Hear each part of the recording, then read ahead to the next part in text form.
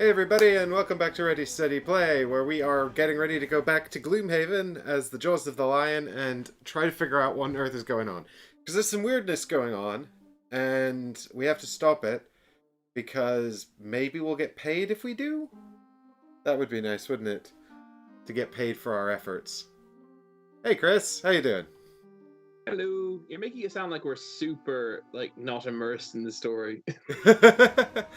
Well, what is this story? Um, if I remember rightly, we were coming back from a mission and got ambushed by the vermlings outside town. I can't remember if that was relevant, if that was just if that was just a tutorial. And then there's been strange going on with these blood. Oh, who was the guy? There was a guy we had to track down because he knew something. And then there was this blood demons going on, and we destroyed an underground tunnel, killing a blood. I don't know. I don't know the story. As far as I can tell, you can summarize the story insofar as people in Gloomhaven were disappearing. We were brought in to find the blacksmith by his wife, and we uncovered a larger plot, which is some kind of evil magic user called Roland, who is using the corpses to summon blood demons and create blood hearts for some unknown nefarious purpose. You definitely researched this recently. I didn't actually. I just recalled that while you were talking. Wow. Cool. But that's you helpfully reminded me because I had definitely forgotten most of what was going on. I prompted you, but that's pretty good. I think he's called Roland. Correct. Yeah, no, sounds familiar. I think you've done a pretty good job of that's yeah, okay, that's good. That's good context. Yeah, I'm okay with that now. Excellent. I've altered my 10 card deck slightly because I obviously unlocked a new card, so I kind of just went back to square one, just kind of tried to make it back to the drawing board, just made a brand new 10 card deck. I think most of the cards, at least half of them, the same were in my last deck, but I don't know. Just felt like it was time to have a good review of my options. I've just been kind of swapping in a new one for something for most of the time. So I made a new deck. I'm not using these cards. 1, 2, 3, 4, 5, I don't 6, think 7, I've changed my deck since the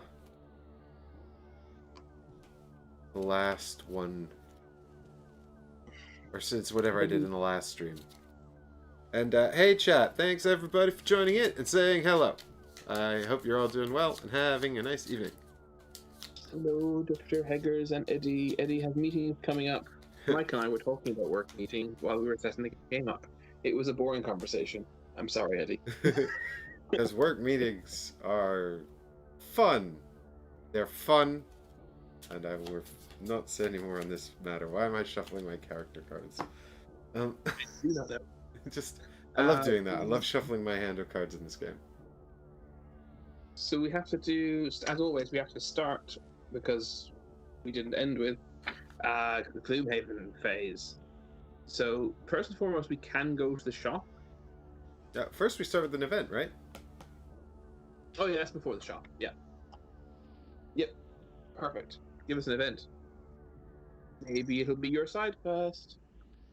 Well, I don't know because it's not in focus. Okay. Meeting the last. What the heck was that about? Bet it could be an email as well. Your purpose is quite empty after a bad night. Your purse is quite empty after a bad night of gambling at the Sleeping Lion. You're contemplating how best to cheat without getting caught when an intense negative feeling washes over you.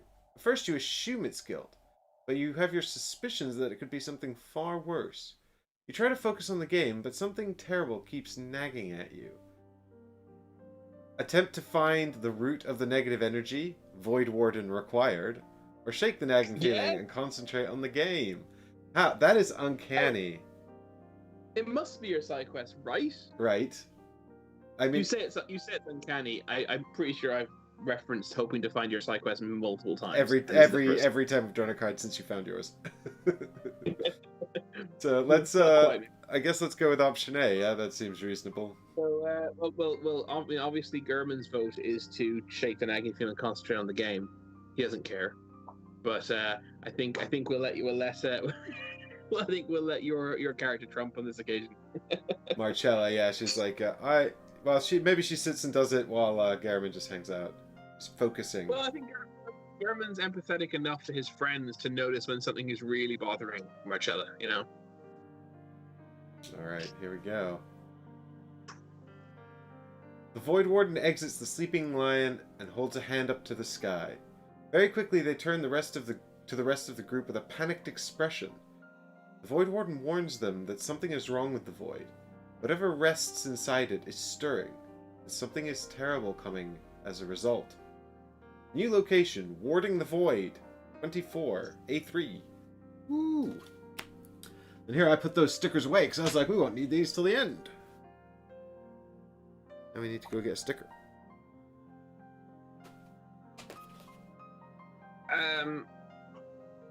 So we could do that instead now. This is the one downside of the way around we do things in opening with events.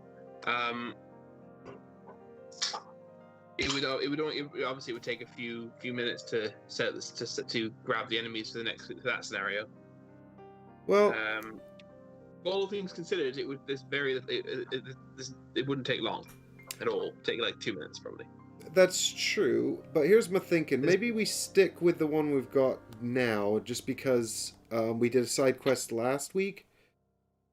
And then maybe we do this one next time. How about that? That's convenient. Yeah, okay, let's do that. Okay, sweet. I messed this sticker up, and I don't care! It's not too bad. So I remember my side quest was you watched me. Your job was just to wander around the crowd, kind of time. You were my hype man, you know, hyping people up while I was fighting against a bunch of lads.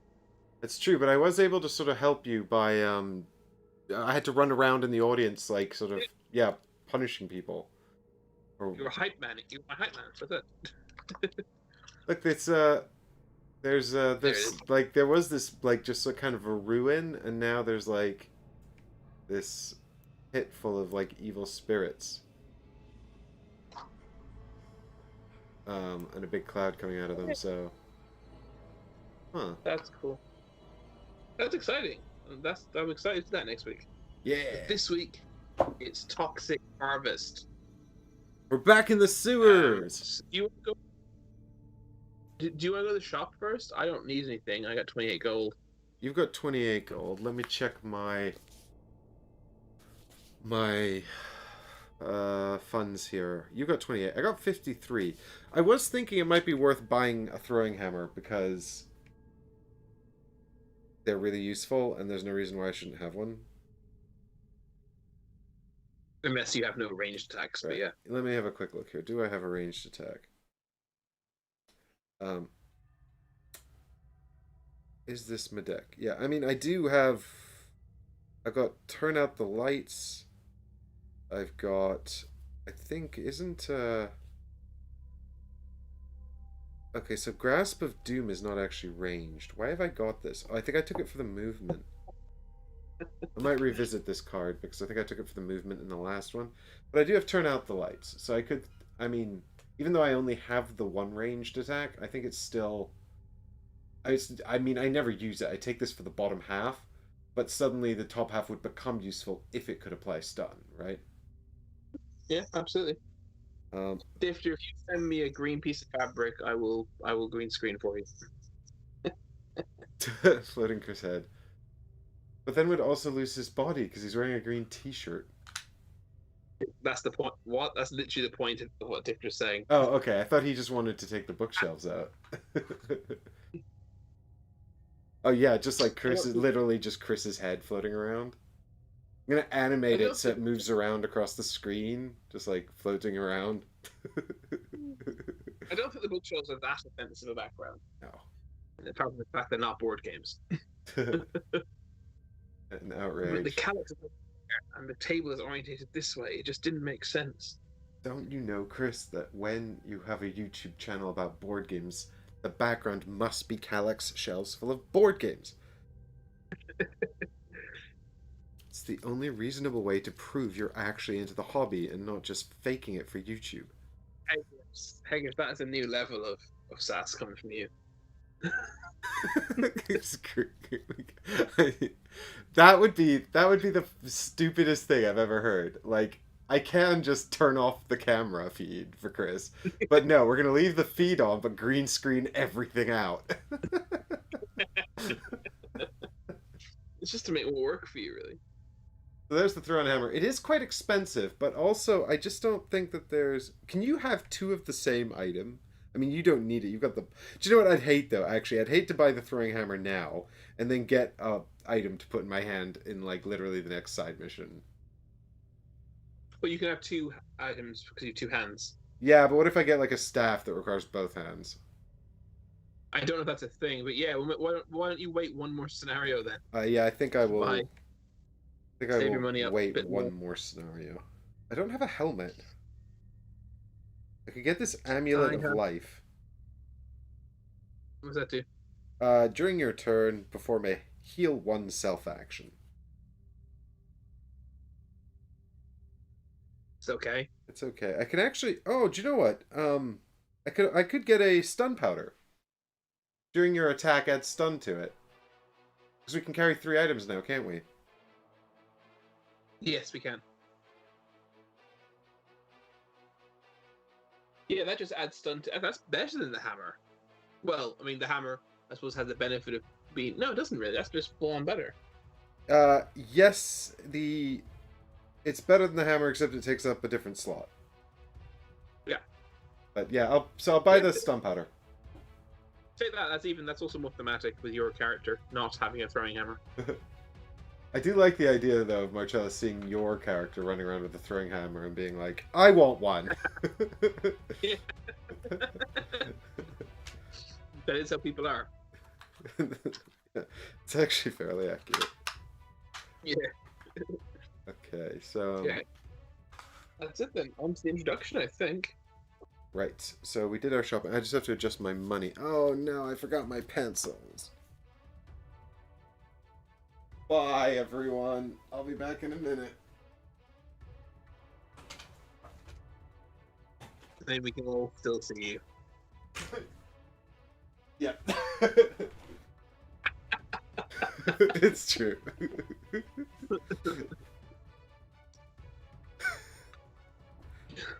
That was rubbish. Well, I wasn't trying to get out of camera shot. I just wasn't sure what the camera could see. You can't. Your camera follows you. Well, it follows my face. I mean, literally, the camera's like a child with no object permanence. If I go like this, it's like, where'd he go? Boo! Here I am. I'm back.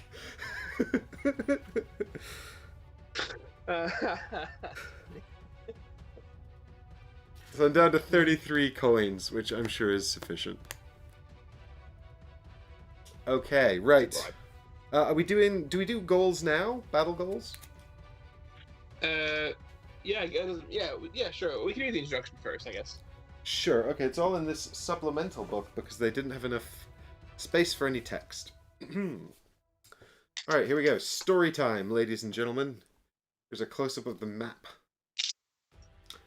Given the lengths someone went to in order to hide this passage of the sewers, you are sure it will lead somewhere meaningful. With any luck, you'll find the last vestiges of the blood cult cowering in a corner and finish them off once and for all. Of course, nothing is as simple as that. After some investigation, you begin to hear chanting and the hissing of snakes in the tunnel ahead of you. You move forward and demand to know where Roland is, but these blood-obsessed idiots are not particularly talkative. Special rules. At the start of each round after the first, any giant viper adjacent to a zealot dies. Do not place a money token. If the giant viper was normal, spawn one elite blood imp adjacent to the zealot. If the giant viper was elite, spawn 2 elite blood imps instead. So they're turning them into blood imps, basically. Elite blood imps. So basically, we gotta nuke those snakes to avoid things becoming worse. Okay, so let me revisit that spell I have here. Then. The thing is, like, stun's not even gonna help, right? Because it's something that happens automatically if they're next to one another. Well, stun still helps. It prevents things attacking us. Yeah, sorry. I mean, it's not gonna help prevent this mechanism from triggering. No, no. Well, yeah, no. To do that, we need to kill either the elite or the vipers. I guess kill the elite because there's one of them in the first room. Sorry, the zealot. I meant to say zealot. I've drawn my 2 battle goals, which I shall show to the camera now. Good. I don't like this one. I think this one seems too hard to do. I think I do that in every match. Particularly, yeah. There's lots of reasons why we do those. So I'm not going to take that one. I'm not massive in this one either, but I think this one has a decent chance of happening at some point. I've definitely done it before. So that's the one I'm gonna take. That's what I like the name of it. It went down in the event.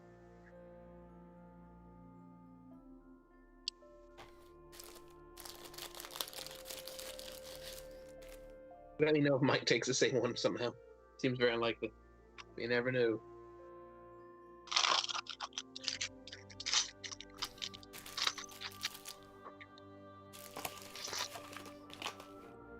Alright. Just changing out one of my cards here because I'm thinking I'm going to take something else instead. Oh, a level 3 elite zealot has 13 health. So I think I'm going to put Last Journey here into my deck because it's attack 4, range 3, and I can use that with my new stun powder. Also got a spurnable ability on the bottom where I can move enemies around and things like that. Fortunately, there aren't any traps on this map. It's probably... Do you think it's... How much health do these things have? Right. Too much. Yeah, much. Well, they're quite weak. The vipers are quite weak, and that's why it'd be really upsetting if they all, particularly the basic ones, it'd be very upsetting to have them turn to blood imps. Yes. I mean, it seems to me like, although in this first room, because there's only one zealot, it seems to me like just trying to nuke him as quickly as possible is the preferable option to trying to kill 3 snakes. 100% agreed. Although, to be fair, these 2 snakes are obviously farther ahead, so if he doesn't... I mean, depending on... There's no extra behavior that's necessarily going to place them together. Yeah, but we'll see what they draw behavior-wise. I mean, obviously we'll have picked our cards by then, but we can still alter our plans somewhat. Well, I think act fast and nuke the zealot is a pretty solid plan.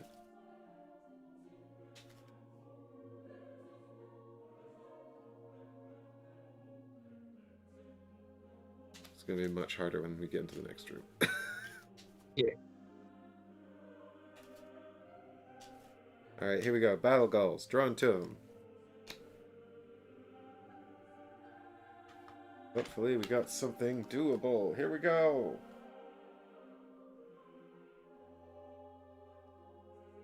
I'm not looking.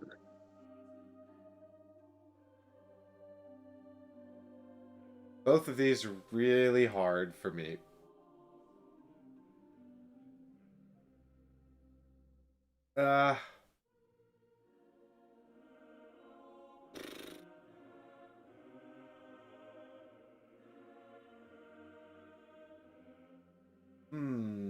I don't like either of these guys. I don't like either of these. I haven't completed a battle goal in ages, I don't think. The thing is, I need one more to get, like, an upgraded perk, but, I don't think I'm going to be able to do the... Well, do you know what, we'll take, this one, folks, because I don't think the other one I'm going to, This one I might achieve by accident, or something. We'll see.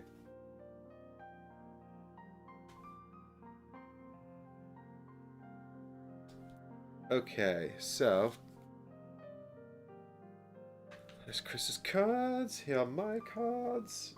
Oh, that's a secret. Don't look at that secret. Alright, and we're off to the races. Let's get some snakes on the board. Yes, so what numbers are we talking about? So the snake that's closest to the deployment area, Mr. Normal Snake, is number 4. Good choice. And the snake next to him on the left... Actually, that doesn't work, does it? It's fine. I know what you mean. It's 10. And the elite snake at the back is 9. Okay. The elite zealot.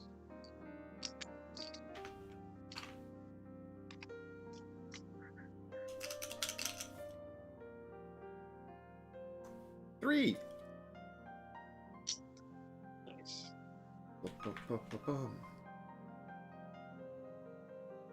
Okay. I've forgotten how much we can talk, but I already have a plan. Great.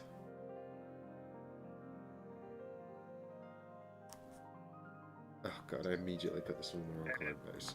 The one issue with my plan, which may or may not be an issue, it just depends, is I'm going to be acting at a very, very middling speed. And it is somewhat reliant. Not reliant, but its full optimization is reliant on something happening that's out of my control, or one of a couple of things happening that's out of my control. That are, which you potentially can help with, but I don't know if I can ask. I don't know if that's too much. Don't know how I don't know how I can if I can reference it. Can you try to say it sort of generically, or? Oh gosh, it's a pity that my attack is my turn is super focused on attacking and not really focused on moving at all. Alright, I think I can pick up what you're putting down there, otherwise I might be in trouble. I might as well just say it.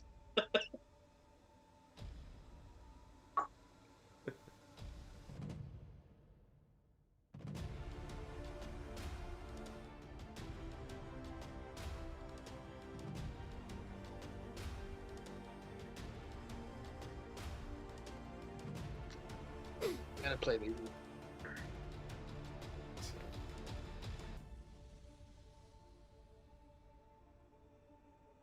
Where would you like to deploy, by the way? Oh, either this. I don't mind between the front center and the rightmost. Either of those, please. I'll let you take front center then. Okay.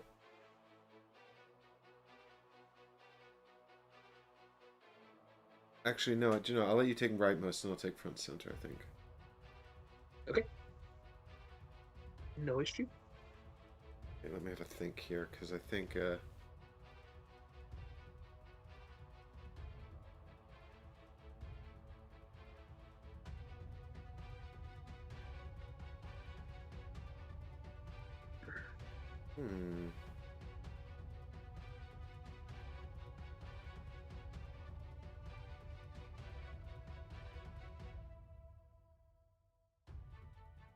Oh, actually, can I take front center?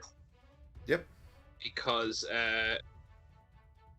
if I don't take front center, it's yet another thing reliant on stuff out of my control.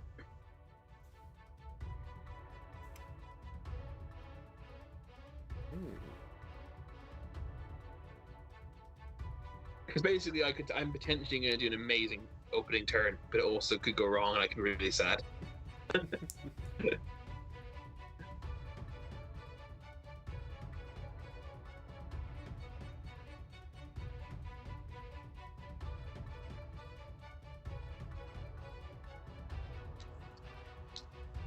Alright, well, here's my plan.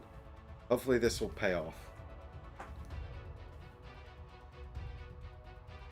Alright, let's go to our hand cameras.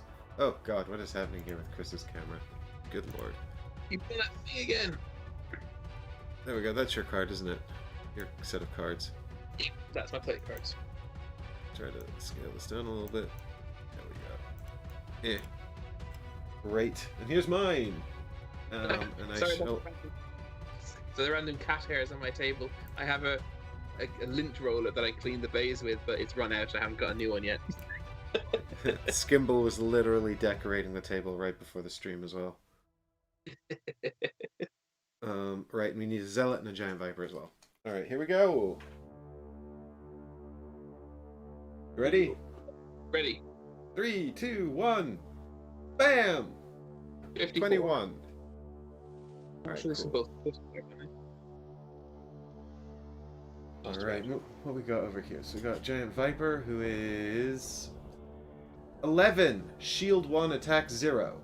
Well, that's actually great because our plan was to ignore them. Shield 1. Zealot. Move 0. Attack -1, range 2. Heal cat X is the damage suffered by the target of the attack. So he's going to move after me, before you, but he's going to heal when he doesn't have any damage on him, so that's fine. What's the name of the card that Vipers are doing? Defensive Strike. Found it. Thank you. So they're not moving, they're attacking without range. That's good. Yeah, they're not moving, they're just attacking. They won't hit us, though. Yeah, and this Zealot's actually doing some movement as well, so... I guess that's good? We shall see. Alright. So let me get my little tokens in order here as well. Zealot has 3... Yeah, the Zealot's going to move into... Okay, that solves... Now we can speak openly. The fact that Zealot's moving 1 space forward means I don't need to... I'm not worried about my... I don't need any help now. I'm done. I'm sorted. My turn's going to work. Cool. Yeah, I mean, I'd prepared Black Boon with 2 movement for each of us on it, just in case. Thank you. I appreciate that. I still might use it. So, I mean, yeah, because there ain't anything else I can do with this card anyway, so... Because I'm going first, and the other half of it is heal. So, this is actually my plan. My plan is to poison myself and give you Strengthen and Bless, just to make sure that your attacks do most damage. Wow, nice one. Thank you very much. I'll grab that. You got now, yeah? Yeah, just let me... I'm just getting my initiative order going on here. Zealot, then... Wait, who goes first? So the snakes go first, and then me, and then the Zealot, and then you. There we go. Okay. All right. So the snakes do the same thing. The snakes shield up, and then they attack with no range. So that their turn's done. Yeah, the snakes are all done, but they've all got shield 1 now. Jerks. Yeah, which is unfortunate because I was going to hit them as not target them, but they're going to get hit by me as well as Zealot. And then I'm going to use Give and Take, so I poison myself, and then I give Chris Bless and Strengthen. And I also generate Dark Magic. So I'm strengthened, and I'm going to take my blessing and stick it in my deck. Here we go. I need to get... I had a +2 on top. Oh, I had a the first 2 cards in my deck were +2, then the miss. So thank you for the opportunity. It's all coming up good. Actually, it wouldn't have mattered because I'm gonna give myself advantage, but it doesn't matter. Wow. And then what's your second action? My second action is I've got move 2, and then you can have move 2 as well. I don't know if I will move, though, actually. I don't think the only thing I would say about moving is if one of us moves into... Do I get to move now on your turn, or is it plus... Do I get to move on my turn? You move now. So if one of us can be me, it doesn't matter who it is, potentially moved forward, and let him attack us. Without it would mean he wouldn't move adjacent to the Viper. Right, but he would also still be adjacent to the Elite Viper. Yes, which actually is worse because I'm probably going to kill one of the other Viper. Yeah, okay, that's fine. That's fine. Yeah, you're right. Bad idea. So we so actually, I mean, what is his range? 3, two. 2. Right. So and his movement is 3. Yeah. So, I mean, we kind of want to stay put, right? The only real, I mean, especially if you're doing ranged attacks, the only thing I can think that might be worth doing is if we can actually get him to, I suppose if we both move backwards into the other 2 deployment spaces, won't he have to use his full movement to come towards us, and then he won't be adjacent to any Vipers?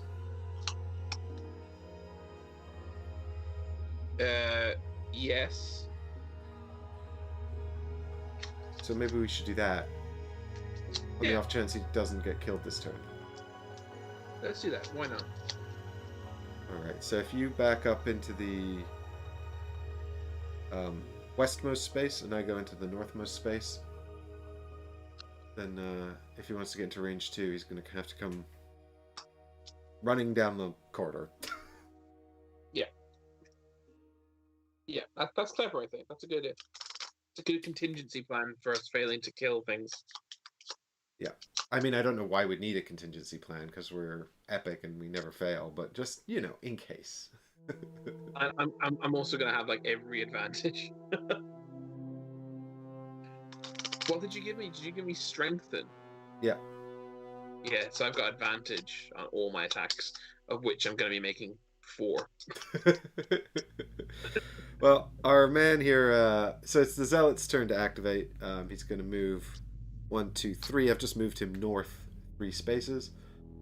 And then he's going to use his attack on me because I acted first. So it's range 2. It's got wound on it, and it does 3 damage. It's got wound on it. It does 3 minus 1, actually, Mike. 4 No, minus 4 1. minus 1. You already put that in. You have to say that for the viewers. Alright, here we go. He's drawn a -1 for the modifier card.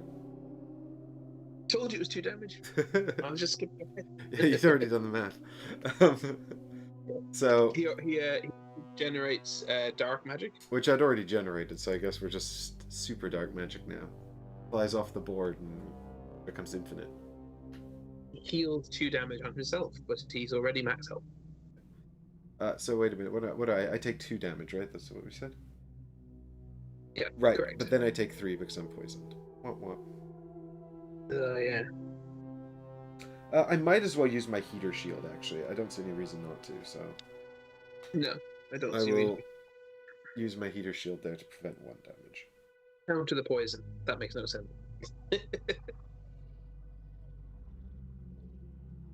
Okay. And then it's my turn. Here it comes. Gonna be generating wind. Okay, so I'm actually using the card I got when I leveled up, Bombardment. I'm using it immediately, even though I'm gonna lose it, but it's worth it. I think I'm gonna immediately lose the card, but I really think this is worth it. This is gonna be a heck of a turn. So I've got 3 attacks with range 3, strength 3, one after the other. I'm gonna I'm allowed to put them all on the one target. Actually, it just occurred to me.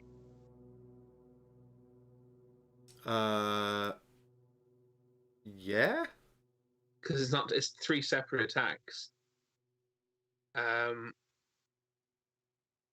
maybe I just want to keep with. But when I planned this turn, actually, I was thinking it had to be all different targets, and my plan was going to be to hit the 2 Vipers, and one of them would die. Probably both of them would die because I've got advantage. And then the bottom half of my other card, Fearsome Efficiency, is attack strength 1 at range 3, but the attack goes to strength 3 if I've already killed something this round.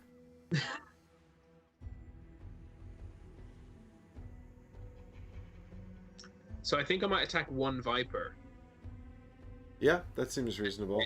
Try to just one-shot a Viper. Yeah, one-shot a Viper to unlock the other strength 3 attack, and then just unload on the Zealot. So I'll attack Viper number 4, the center one. with the first attack. This is strength 3. We got advantage. We're going to be drawing 2 cards. +3 and +0.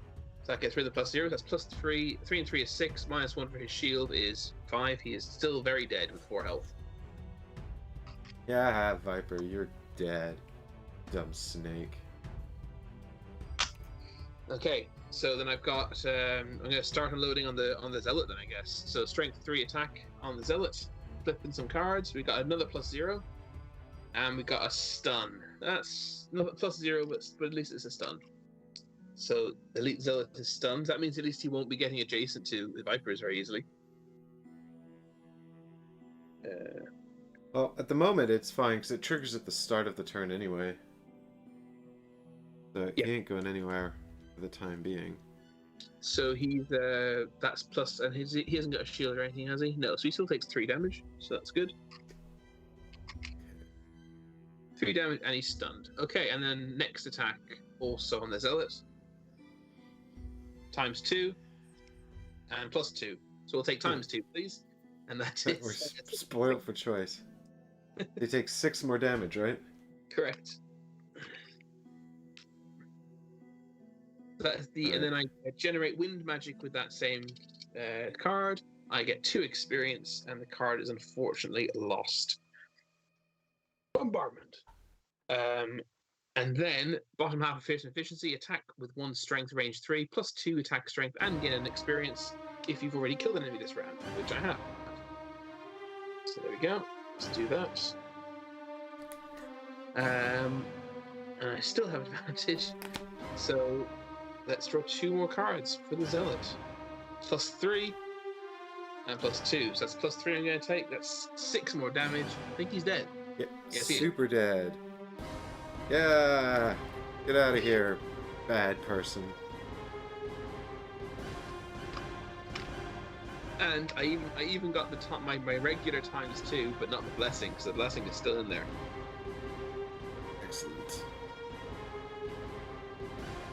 Somehow our enemies have become money. Yeah.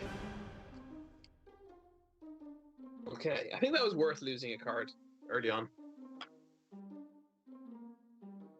Yes. Wind. Difter likes the wind magic. Alright. I have to reshuffle my deck because I got the 2x. Oh, and during my turn, I might as well use my Oak Charm, which is during your turn, perform a bless range 5 action to either bless you or bless myself. I don't mind who. Do you want a blessing? You give me one. You might as well bless yourself. I think it's kind of, I don't know why, but it feels better to just like stack one deck. To me. Yeah, I can see the logic of that. If you're happy, then I'll give myself. Yeah, go for it. Good to go then. I will be using my modification deck mostly for enemy attacks. I just have to prepare my thing.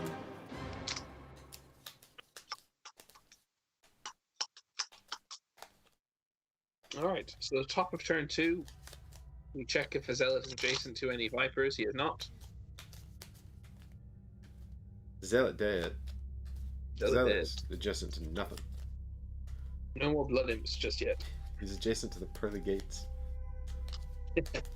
He's adjacent to St. Peter. Because he probably didn't go to hell. Heaven. Yeah, he's adjacent to Karen. Yeah. I always like to really enunciate the O-N of Charon. Otherwise it sounds like you're saying Karen. Karen, yeah. He's adjacent to Karen while Karen talks to the manager.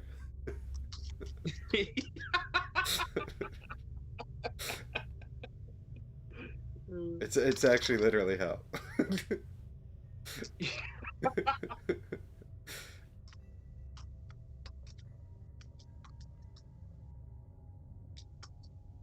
Of course, in Karen's version of mythology, there isn't really a heaven and a hell. There's just the underworld. Everyone goes to the same place. It's true. But then their treatment within the underworld is still variable, right? I think so, but I'm actually not completely sure. I think so. Sorry, it's always the way it's depicted, but I'm not sure if that's what they actually believed or not. Yeah, I remember all the stories of people being treated poorly in the underworld, but I don't remember a whole lot of stories of people being treated well. Yeah. Much like most of ancient Greek mythology, the gods were kind of just people and messing around and, not really doing anything just or fair. Yeah, obviously they're not people, but I know what you mean. They're very human. Yeah, They're in their behaviors and their wants and desires, right? yeah. Wasn't like there the whole story about Hades making off with someone's wife and marrying her because he fancied her, and then the guy has to go in there to get her back. Persephone, yeah, and Yeah, that's why there's isn't it Persephone? I think it is, that sounds right. and that's how Greeks explain the seasons.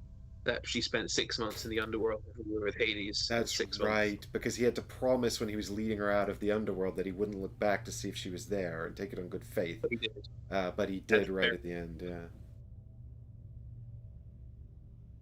Greek mythology is cool. Good stories in there. Right. What I got my cards. I already picked. Oh my god, you never picked before me. This is upsetting. Ah, what do I do? Ah, ah, I don't know what to do. Alright, Chris. I know this might be too much information, but I think we should kill the snakes.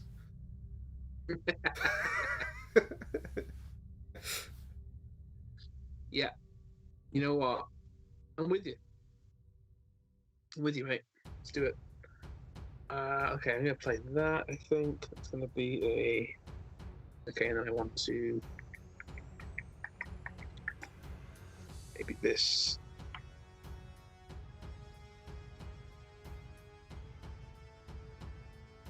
Okay. Oof, I'm acting weirdly slow for me yet again. Alright, here we go. 3, 2, 1. Bam! 56. Well, I've got 83, so I'm acting very slowly. If you really like Greek mythology, Stephen Fry has a great series of stories based on Greek mythology. I would recommend the little I've read or had read to me. Uh-oh. We got swift fangs. I think we're gonna get chomped.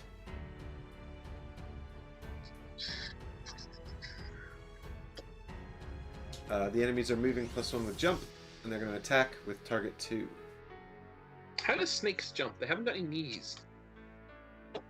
This is a good question. But there are such things as like leaping snakes in the actual world, aren't there? Are there? Yeah, Leaping? I feel like leaping snakes is a thing, but maybe I'm just crazy.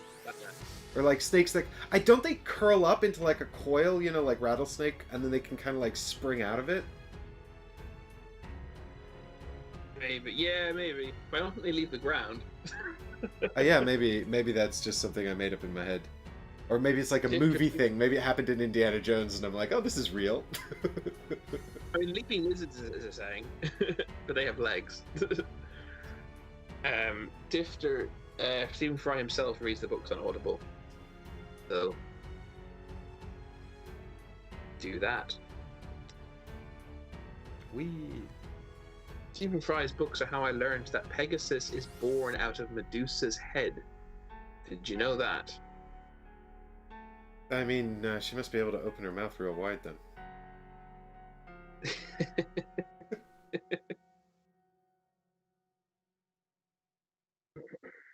There's a great, I don't know if I've said this to you before, but Stephen Fry, when he reads the Harry Potter audiobooks, and he once told a story where he in the first book, the phrase is used, Harry pocketed it.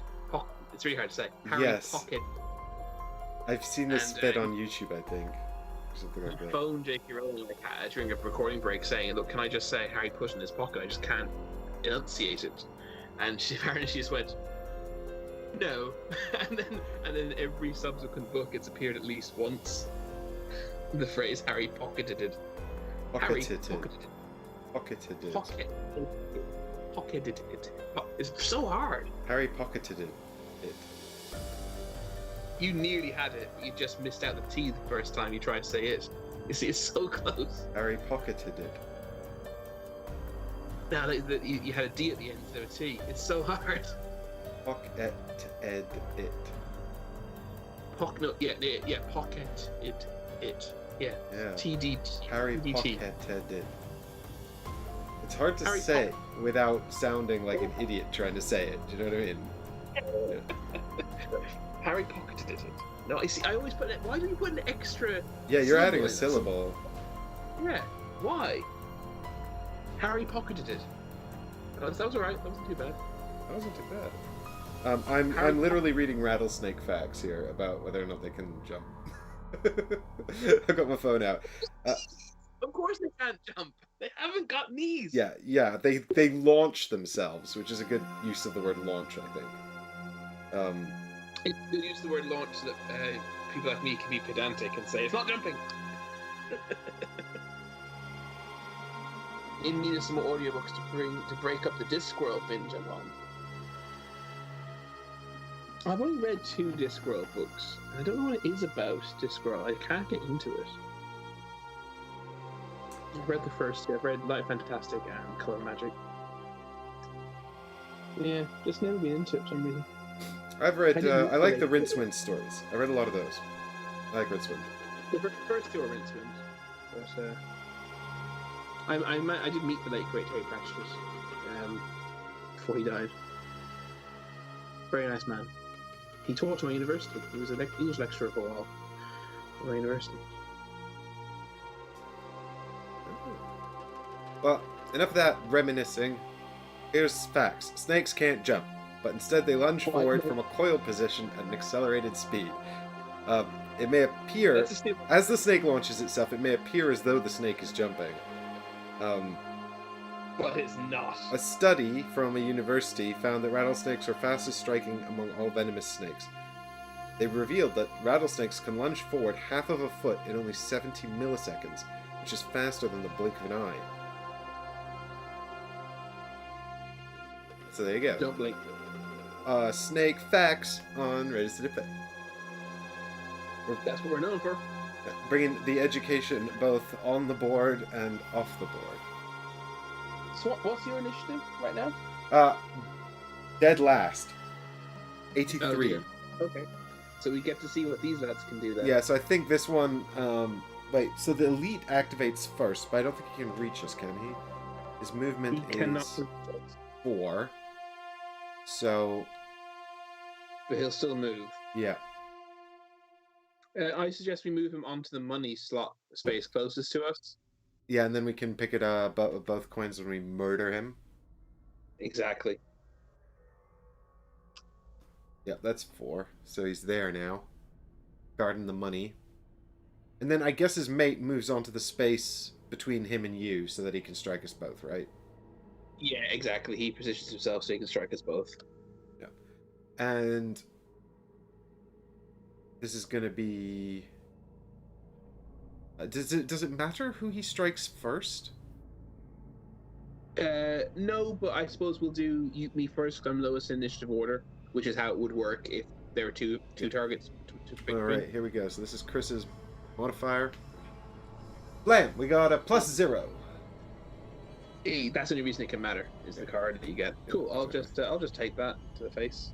That's 2 damage, taking you down to lucky number 13. And also you become poisoned. Oh, that's good. Oh, am I wounded? I am.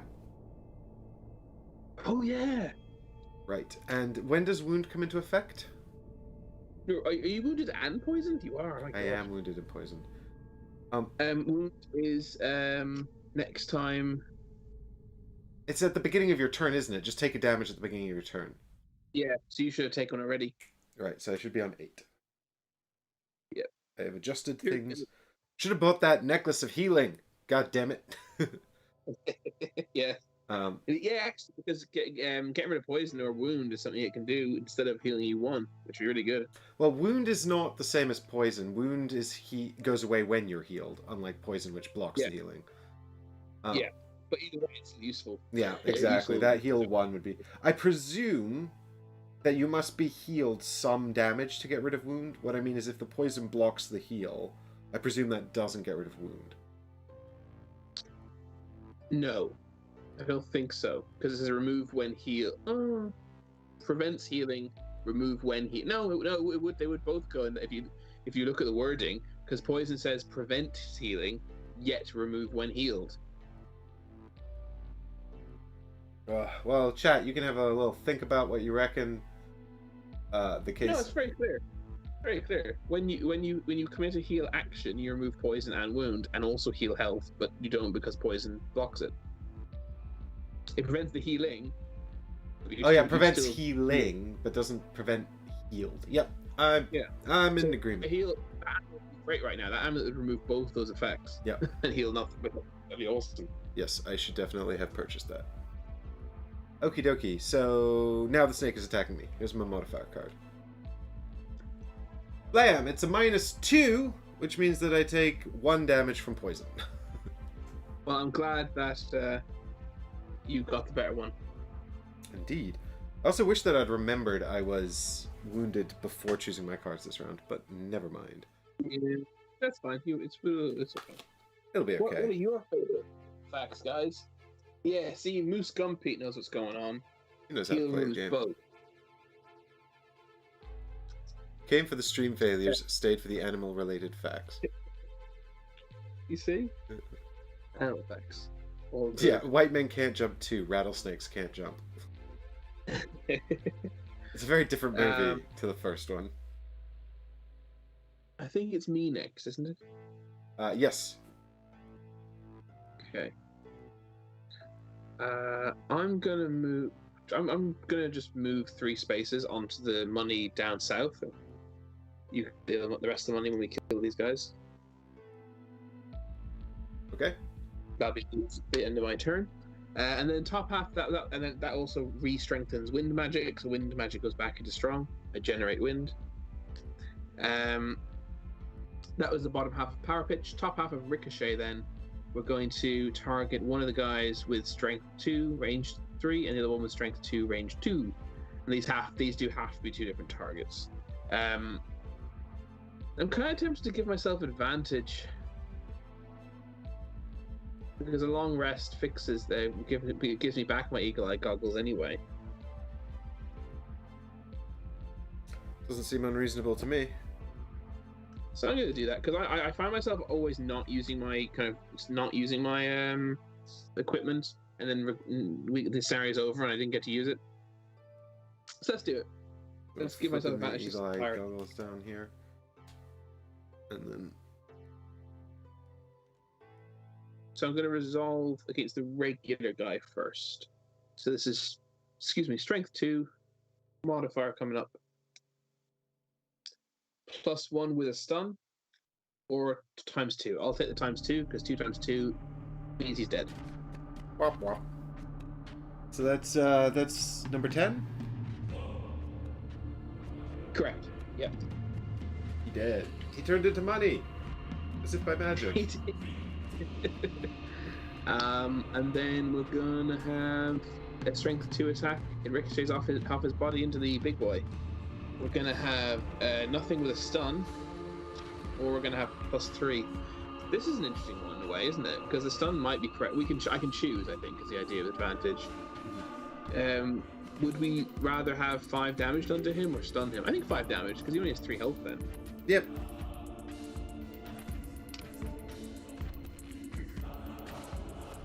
Seems reasonable to me. So you can potentially finish him off. Well, I think the problem is it didn't occur to me that going second would mean that I would be in a situation where Oh no, actually, no. This is fine. Yep, this is fine. This works perfectly, actually. He might even be able to grab that money in front of you as well. We shall see. Maybe next turn. Right, who is it? Snake number 9. You take 5 damage. Okay, so my original plan... I don't know if you ever said, by the way, the objective of the mission is kill enemies. Oh yeah, I think we didn't mention it because it's one of the one of those ones where there's no objective. Just kill Yeah. everyone. It does say goal, kill enemies. Yeah. Right above where you're standing. So the Default. my original plan was to equip Master Influence and then use the bottom part of Stand Fast, make the enemy attack the other enemy, but now there's only one enemy. But fortunately, this one actually lets me target an ally. So I guess, Chris, you could do a range 3 attack against the snake. Oh, good thing I haven't reshuffled my modifiers already. It's range From 3, that double. and also it's damage 3. Cool. So I use my modifier deck, do I? Let me just read my... The first attack performed in each of your attack granting actions gains advantage. You may... Does that mean attack granting action granting you an attack? Yeah, I believe so. I believe that means my attack now has advantage, the one you're giving me. Yes. But it says, yeah, because it says, in addition, the monsters use my attack modifier deck. Cool. What I'm also going to do is spend the dark magic to add another damage. So now it's damage 4. What's damage 4? The attack. I thought I was making the attack. Oh, yeah, 4. Oh yeah, basic 4. Sorry, after 4 modifier. Sorry, understood. I mean, he's dead. So this is a basic 4 attack modified by my deck. Yeah, it's your deck, and you've got advantage. And I've got advantage, and he only has 3 health. Mm-hmm. I mean, here we go. Okay, have you got that on my deck? There we go. Mm-hmm. Plus 3. And plus 2. Alright, so that's So 7 damage. He evaporates into a cloud of money. Yeah, that's 2 money in the same space now. We are absolutely decimating these guys.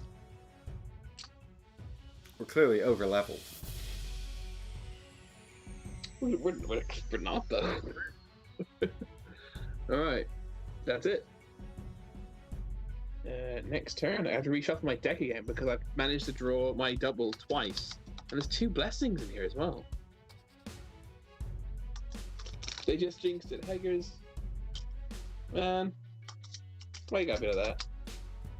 No jinx, no jinx. If you can move slow this round, I feel like that would be a good idea. Okay. I'll have to see if I'm able to. I played 4 slow cards already, and I'm pretty quick in general, but I'm sure I can manage.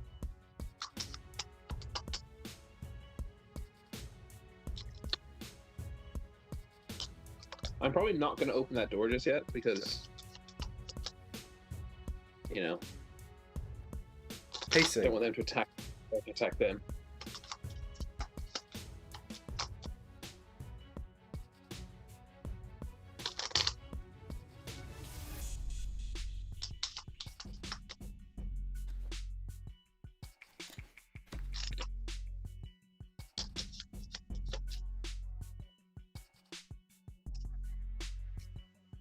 Okay.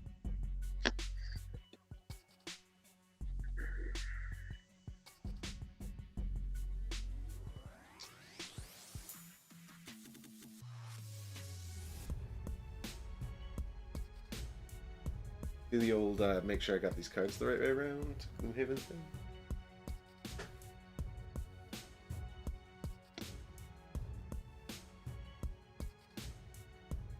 Yeah, the next room will probably be somewhat more difficult, but Yeah. I feel like I feel like this scenario is kind of designed for somebody who can control the position of enemies. You know, Yeah. like provided I mean, you know, I was about to say, provided I do something clever, we'll be all right. Of course, the chances of that actually happening are. I mean, we managed to control the position of that zealot just with our own positioning, because you spotted that if we moved into the corner, he'd move straight forward. I mean, well, it was enormously helpful that we had a card that let us both move before him. Yeah, well, that's great though. That's the benefit of your character, I guess. Cool, let's go. The character's got all kinds of benefits. Here we go. 3, 2, 1. Bam! 23. 64, as requested. Very good.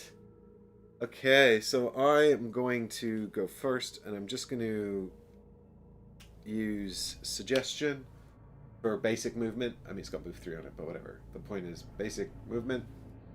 And I'm going to move on to the 2 coins. And then I'm going to use Close to the Abyss to heal us both for 2, except it actually just removes both of our poisons and blesses us. Another blessing, wow. Nice. Did I remember to take a damage from my wound? I didn't, did I? You didn't take that before you do your thing. That's still good.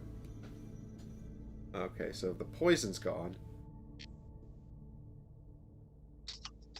I have 3 blessings in here. This is insane. Yeah. The plan is to murder everyone. Just eviscerate them.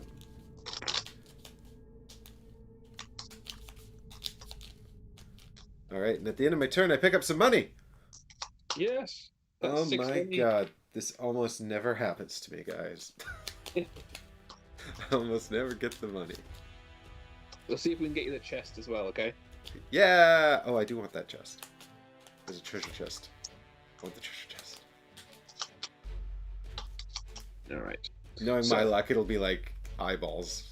It's blood! You spawn a blood demon, which only you can fight.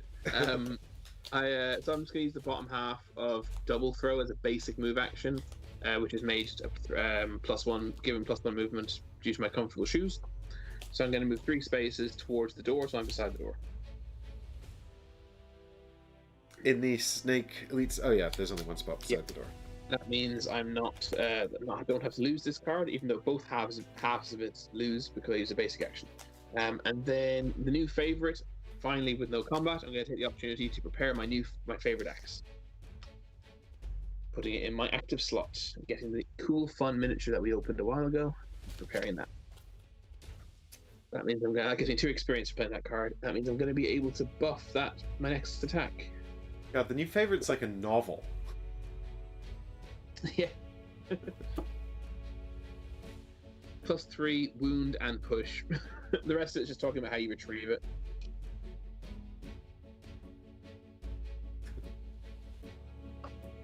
Okie dokie, so I think that's the end of the round. Time for another round. So I have 4 cards left in hand, but I have 5. I think I'm going to keep pushing forward. So you think you're thinking about going forward this turn, huh?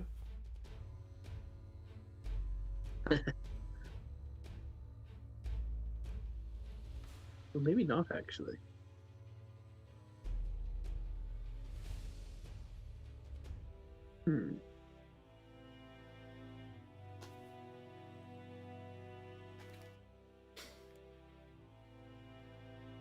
That's fun. I don't want to use that now.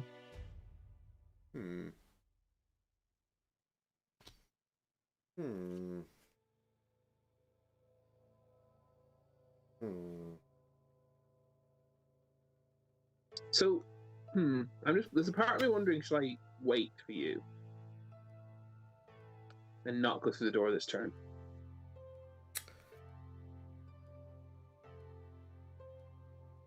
I'm having a little bit of a logistic problem. Which is? I can't really explain it without giving away too much, I think, during this planning stage.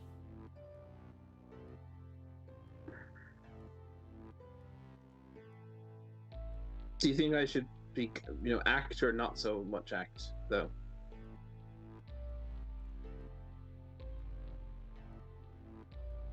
I think you should act, and I'll tell you why, because I think I need to short rest anyway. Or else I'm going to be in trouble, so... You short rest? Oh, actually, it'd be no, do you know what? I will long rest. I think that's the best course of action for me. So, in which case... You long rest, which means I should take my... I can chill. You can yeah, don't act. Okay. You said in a coded thing that definitely didn't mean what... No, that suits me, I think, because even though I will want to rest very soon, I'm happy to short rest, I think. Well, the one thing I always forget about long rest is, Chris, did you get a coin? Did you end your turn on a coin? Yeah, I have one. Sorry, I forgot to update the board. Good catch, chat. Yeah, the thing is, I always forget about the healing in long rest. Thanks, Moose. You forgot about the healing in long rest. Yeah, you get 2 health, isn't it, I think? Yeah, I mean, but I always forget about that. Does that happen before I take damage from the wound? You don't take it. You don't. Oh, from the wound. The wound's gone though. You've lost it already. Oh yeah, when I healed with the poison. That's right. Ugh, we literally discussed that. I think I should still long rest. Yeah, no, I think it suits me because I'd quite like to get this next card into play, which you'll see now momentarily. So you're long resting initiative 99, and I'm flipping my cards as soon as you're ready. Wrong button. There we go. 40 doesn't matter. So I'm actually not doing anything at all with retrieval. Literally just goodbye retrieval, passing the action. But I want to get Overwatch into play, which I've never used for its bottom half, and I'm very excited about it. So Overwatch, the next 5 times an enemy ends a move ability within range 5, I get to interrupt their turn and perform a range 5 attack, strength 2. Which is pretty awesome. Oh, I'm showing them the bottom half of Ricochet because it looks like Overwatch.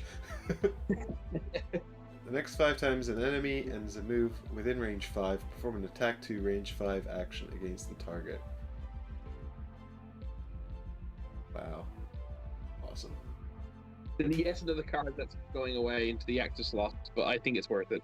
Yeah, I mean, I don't think we have all that much more to do unless there's some kind of major... I mean, it depends on how effective we are at preventing the blood imps from appearing, right? Yeah, well, as far as I can tell, we just want to kill things as quickly as we can, so I feel that getting this into play is going to help me kill things quickly, so let's try it.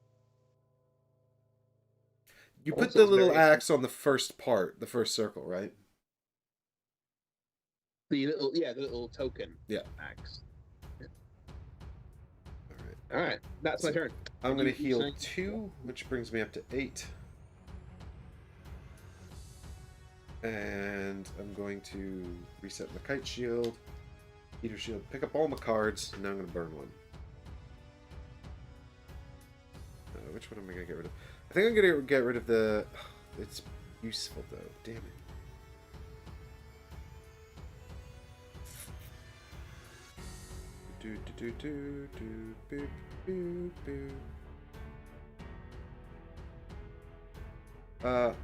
I don't really want to get rid of Close to the Abyss with the poison removal on it because there's still a lot of snakes. Yeah, very true. And doesn't that card remove poison and bless you or something? Yeah, well, it's a healing card, and if the healing removes poison, you get a bless. So it's kind of like... That's really cool. Yeah, it's... Well, one of the other kind of neat things is a lot of my healing poisons you, but that's kind of fine in a game where the enemies poison you as well, because it can't stack. Mm-hmm.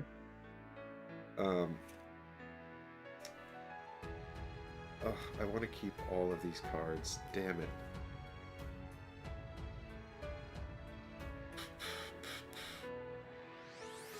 So I think I'm going to burn Black Boot. As much as I like it, this is the one that lets us both move, and it's got the heal 5 on it, so fingers crossed we don't need this. Cool. Alright. Back to the top. So I only have 2 cards in hand, so I'm picked already.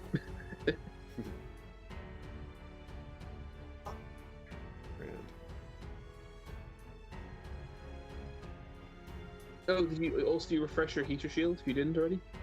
I have. Yeah. Well remembered. Yeah, I can see your stuff actually. You can at least tell if the cards are... I usually put them upside down, so it's like not back to front. Like these are the one use only, but the so turn upside down. Mm-hmm. Right. I can't decide what my other action should.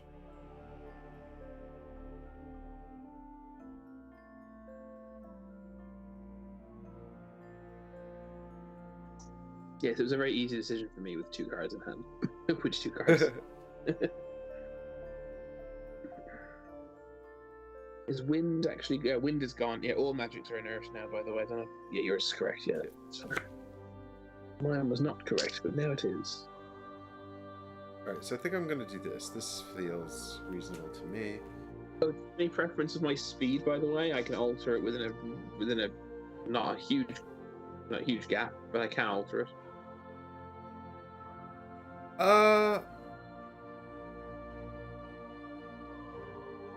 Basically, would you like to go first or second, and I'll just try and I'll play the one that best gives me a chance of making it happen. I'm pretty confident I'm going last, and it's by design. You want to go that, so I'll play the quick one then. Cool. Where you go? Yep. Let's go over here, and here we are. 3, 2, 1, blam! I'm 90. I'm going super slow. Come on, Chris, kick the door in and let's see what's going on. So I'm going to use the bottom half of close cuts as a basic move action because I can move 3. So 1 into the doorway and we stop everything. Blam! Indeed. Now we stop everything, and I have to move this camera so you guys can see the next room. Dun, dun, dun. You say you can move the camera so we can see the next room, whilst Marcella is literally in the spawn area. Quite literally, I've moved one. I'm still. Yeah, I've moved one space off of a spawn.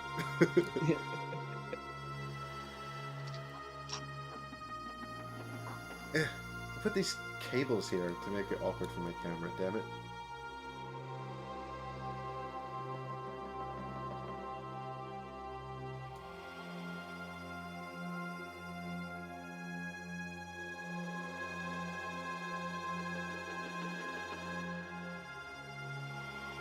Great. So we need to get some new enemies out. First and most importantly, we get to have a treasure chest. Yeah. I already put that there. There's some money. At the very start, because it was super exciting. We got, what do we got? We got 1 elite cultist. So we're going to re-roll this guy's number. It was number 3. Now here's number 2.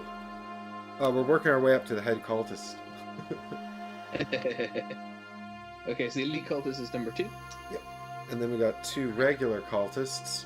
The one to the south is cultist number 1. He was in disguise as a regular cultist. The elite number 1 cultist. How cunning. The one slightly to the north of And him the other one? is 3. He returns as if from the dead, like a phoenix. He got demoted because he kicked his ass.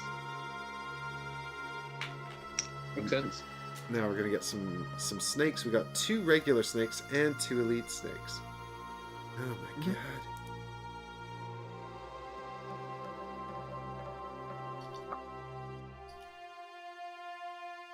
Alright, where are all my snakes at? Where are my snakes? Here they are. Get out of there, snakes. Come here. If we can get through this mission without fighting a single blood imp, we should definitely get some kind of achievement. It should be a special sticker. Alright, so first elite snake, the southernmost elite snake is number 8. Mm-hmm. And then we've got northernmost elite snake, number 7. And then the southern regular snake is number 1. Yep. And north of him, number 5. Number 5. Cool. Sorted. Full on party in this room. We also need behavior cards for them. This is true. Now that Chris done kicked the door in, we're gonna get The Zealot only drew 1 card, but it was a reshuffle card, by the way. I don't know if you noticed. I've reset the Zealot deck, but not the Viper deck. Yep, spot on. So, the Zealot behavior card for this round is Hasty Assault. 35, move +1, attack -1. Oh, that's exciting. They're going to be moving. Maybe they're going to be getting shot. Overwatch. Ooh, that's fun. Giant snake. Surround. Move +0, attack +0. Add 2 if the target is adjacent to any of the giant viper's allies. Reset the deck. Oh, I don't like this because come on, Mike, use your words. They're going to get bonuses for doing a thing that we don't want them to do anyway. Yeah, well, hopefully we can prevent it. Let's see Maybe. what we can do. Right, so it's going to be you, and then the zealots. No, then the snakes, then the zealots, and then me. So, I might just kill the. I'm thinking I might just kill the. I mean, I could attack the. It's a tough one. I could attack the zealot, or I could probably kill the snake. I think it's probably better to... I think here we should maybe adopt the opposite of the strategy from the last room. Kill the snakes. I think killing 4 snakes is easier than killing 3 zealots. Yeah, I think you're probably right. I mean, killing the 2 baby snakes is very easy, you know? Yeah, so I think taking one of those off the board right away is certainly going to be helpful. Yeah, so I'll move 2 more spaces forward. So I'm going to move south, east, followed by east, northeast. Sorry, southeast followed by northeast. So I'm beside the pillar and 2 spaces away from the snake. Very good. This works for me as well. Mm-hmm. Glad to hear it. They're gonna move less. Hang on, he's gonna move 3 spaces, is it? The zealot's gonna move 4 spaces. Yes, that zealot's reaching me no matter what. Okay, so then I'm gonna hit the snake. The snake's getting a strength 2, range 4 attack. Add +2 and gain experience if the target has the favorite token, which obviously it doesn't. I could, however, add the favorite token to make this strength 5, which is a bit of a waste in some ways, but it all but guarantees this guy dies, even if I get a -1. The only thing that will stop him dying is a -2. So I'm not even sure I have any -2s in my deck anymore. I think I got rid of them all. I possibly have one. So I think I'm going to use the favorite token. Throw my favorite axe, Lynx. So I can probably pick it up quite easily as well. Next turn by moving 22 spaces away from me. Sorry, which card is this, Chris? Follow through. Ah. The top half follow through then. So this actually inflicts +3 damage, making it 5. It also inflicts wound and push because of the favorite axe. So it's 7 damage? No, it's 5 damage. Oh, you don't get to add the +2 for the because the favorite token now? No, that's if he has the favorite token. That's if I'd already attacked him on a previous turn and stuck the axe in him. Understood. That's why it's called follow through. Makes sense. Here we go. So 5 damage, +1 and stun. He is dead by 150%, and he's stunned, and he's wounded, and he's pushed back a space. But he's not. He dies before he's pushed back, right? Yeah, that's how I interpret it anyway. Right, number 1 snake is now number 1 dead snake. Exactly. And my axe and a coin take his place. Very good. Is this the end of your turn? That's me done, yeah. Alright, so we're going to get some zealots moving now. The elite goes first. And he wants to run up to you and smack you. So I guess he's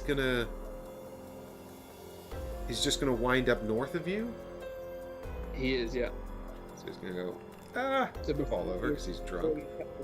Before he attacks me, I attack him. Right. With Overwatch. Unfortunately, he's adjacent, so this is going to get disadvantage. But I think it's going to be the only one of all these attacks that's going to have disadvantage. Because the range attack adjacent. Right, yes. Because it does say after they end their move ability within range 5. Yeah, perform attack 2. Yeah, so strength 2, getting at my modifiers. So this is disadvantage. Pick 2, use the worst one. That's a +0. And a -2. So that's unfortunate. That's going to do. That answers the question: do I have any -2s in there? 2 -2 is nothing. So that's a waste of the first Overwatch. But I think the other 4 are going to be quite useful. Yeah, and at least we know the -2 is now gone for at least the time being. Yeah. Yeah, at least it got rid of 2 negative, like 2 bad cards in one go. Sweet. Okay, so he attacks me. Yes, he does. So he's going to attack with -1. So his attack is 4. And it's -1 +1. So it's 4 damage coming your way. Oh, I should have used studded leather. I forgot. I'll just take that, I think. It takes me down to 9. And also wounds you. Yeah, that's unfortunate.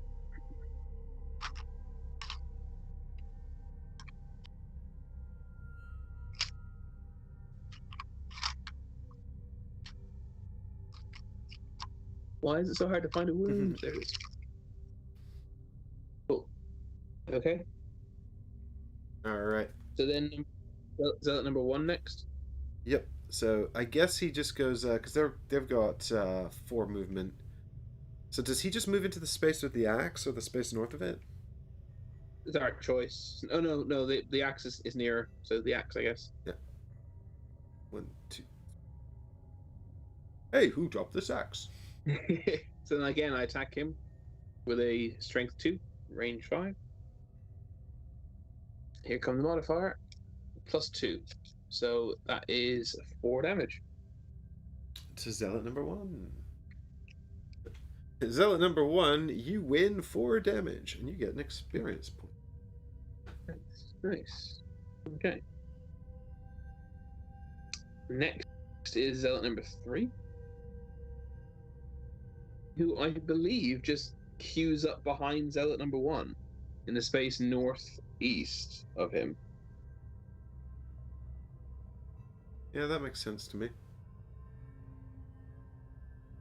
And then he also takes a knock from a. Again, I should have gotten experience after the second shot.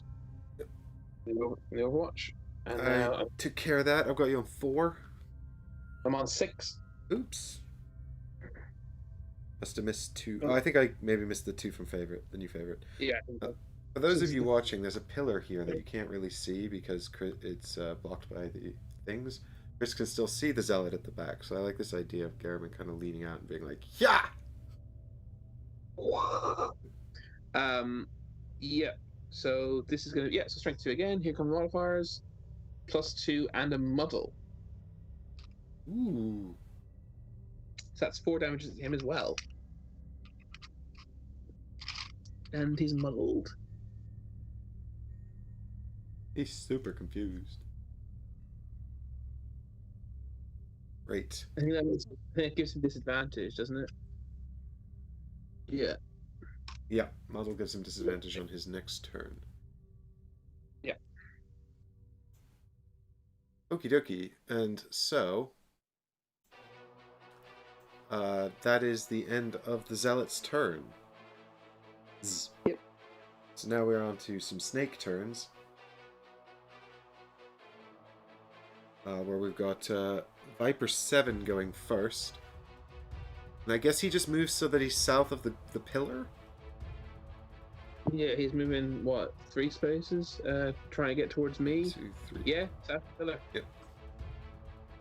So the problem is number 8, who I think is going to queue up, so he's behind Zealot number 3 to just... Yeah, we couldn't. I don't think. Oh. How much health do the Zealots have? 8. So if we can do 4 more damage to number 3, we can actually kill him. You have to do it, but yeah. And then number 5. Oh, actually, number 8 is going to get. Actually, both of them are going to get hit by my shot. Well, I think you might actually be out of line of sight of 7. They don't block anything. Those don't block. Oh, obstacles don't block line of sight, do they? No. That's so weird because it really feels like the pillar should block line of sight. Well, the table's too low, and I guess the pillar you can lean out is the idea, right? Yeah, there's some mobility here, or a We're expected to believe there's agility.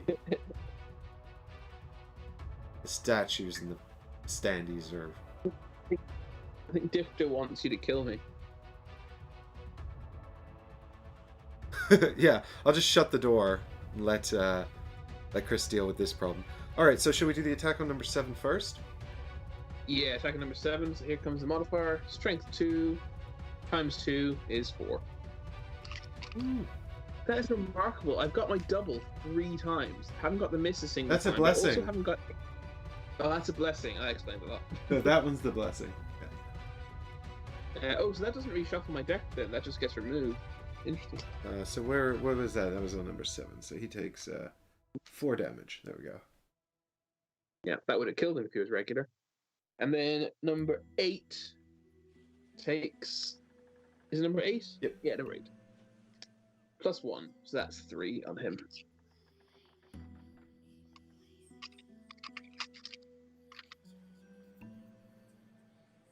Alright. Very good. Cool. And that's another experience for me, and that card is actually over now. Womp womp. Cool card, I liked it. Yep, that was good. Got a lot of damage out on our enemies. Alright, so let me see here if I can do something about this.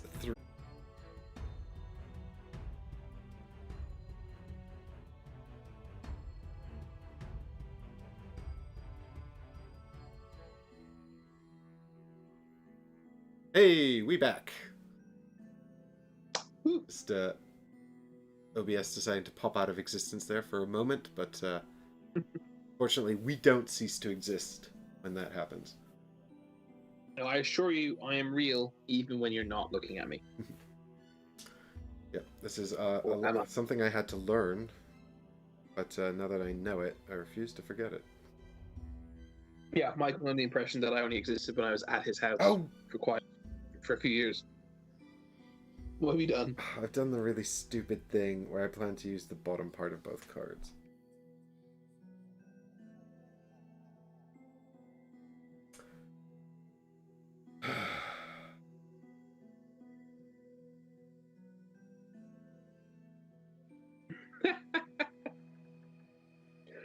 Oh my.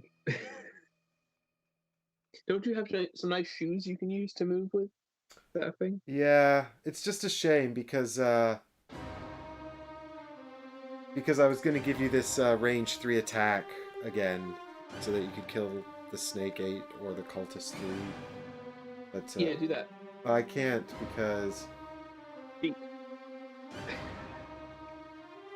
I don't have enough movement. I don't think I can get close enough if I convert the cards either. So I'm playing these two, Stand Fast and Resign Frenzy. And Resign Frenzy obviously has a force where an enemy attacks someone next to them as well. But that would leave me with 3 movement, and I don't think I can get into a situation where I'm in range 3 of an enemy with 3 movement. Yeah. Well, what your shoes though? What your shoes do? They give me +1 movement when I move. Problem is, I'm just so far away. They give you +1 movement, so you can get 5 movement then, could you? Yeah, I can get 5 movement, but then the only other thing I can do is play Stand Fast for the top effect, which is to pop out my obelisk, which might actually be useful.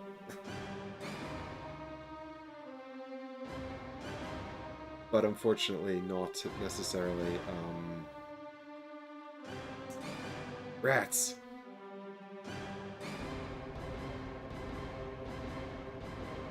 Yeah, I don't think there's anything I can do to prevent this Elite Snake becoming too stupid.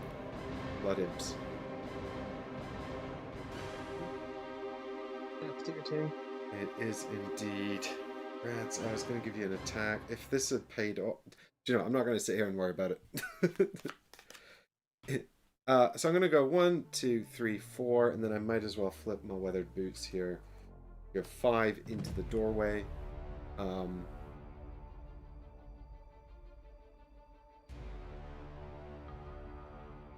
There's no black magic, unfortunately.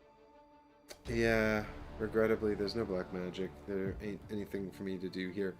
So I guess I might as well create my pillar, so at least all the enemies are in a slightly worse situation. And I've not used it yet, so why not? So I'll poop out the pillar on the snake spawn point behind you. Okay. Why there? Well, it's got to be adjacent to me.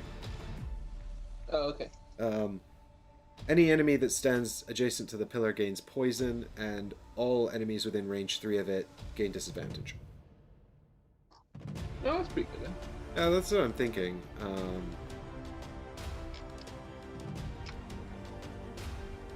Yeah, because I'm just looking to make sure I haven't missed any other ability or anything that I can. There ain't nothing I can do here.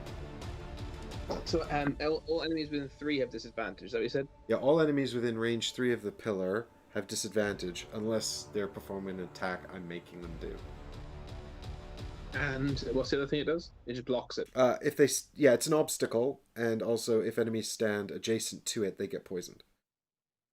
Oh, okay, cool. So, I mean, it'd be nice to put it a bit more central, but, you know, I'm going to have other stuff to do next turn. Yeah. Okay, so that's the end of the round. So start of the next round. Any giant viper adjacent to a zealot dies, do not place a money token. If the giant viper was normal, spawn 1 elite blood imp, and if it was elite, spawn 2 elite blood imps. Bollocks. Here, I was hoping we'd get through this without seeing these guys. I mean, to be fair, I don't think they're actually that bad. I might eat these words once we find out how they work, but... Well, I think the problem is that we've gone from 8 health on the board to 20 health on the board. Yeah, I mean, even...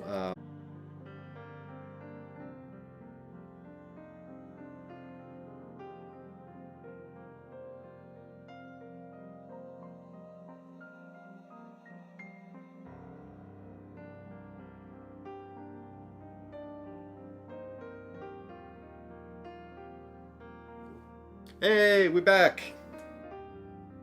We've popped back into existence, like secret ninjas. Popping in and out of reality. Ninja. We're gonna have to use our ninja skills now that this snake is mutating and spawning into 2 things. This is just like when Pegasus was born from Medusa's head. To bring us full circle. I don't actually know where we're supposed to place these. I assume one goes in its spot, and then we can choose to put one adjacent in any spot. That is literally what the rulebook says. Does it? Great. So the first one that's in the snake's spot is number 5. Okay. And then the other one is number 3. Okay. Where should we put number 3? He can go north, southeast, or southwest. I think we should put him north because that blocks number 7 from as easily getting adjacent to a zealot. Yes, so I agree. Creates a little wall of enemies between the snakes and the zealots. Yeah. Yeah. I guess now I have to draw a behavior card for... Oh yeah, it's a new turn anyway. I just noticed we never moved snake number 5, I don't think. Oh god, I think you're right. Because he's still on his spawn point. Yes. Oh shit. Right, and he would have moved after you'd run out of things, right? Because he's literally the last guy to move. Yeah, I don't have an attack on him. So he moves 3 spaces, which puts him next to Zealot number 2, right? Yeah. God damn it. This is all your fault. Well, to be fair, I guess... I think that a blood imp and a regular snake are not all that different. Oh, no, they are, actually. Never mind, I changed my mind. Yeah, apart from the, 250% health. Yeah, so I was looking at the stats for regular zealots, not regular snakes. Oops. This is number 7. Blood imp number 7. Okay. least only one miniature, I guess, or figure. Okay, let's try not to let this happen again. I agree. Let's kill snake number 7. Yeah. I actually don't know how I'm going to do that, but I'll figure something out. And all the zealots. Well, we can all. I actually think killing the zealots in a weird way will probably be easier. So I take a short rest at the start of my next turn.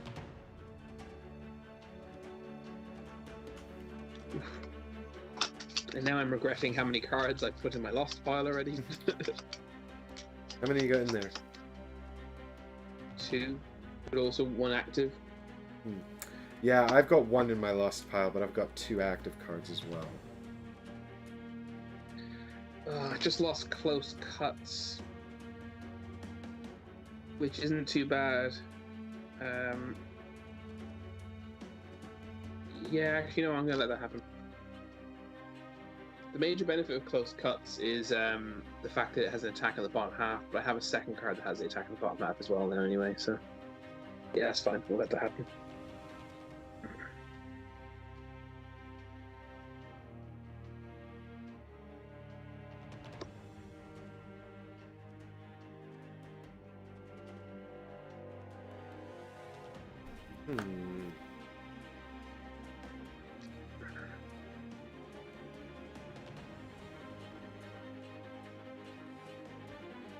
Okay, I think it has to be this. I'm not moving quick enough is the only issue.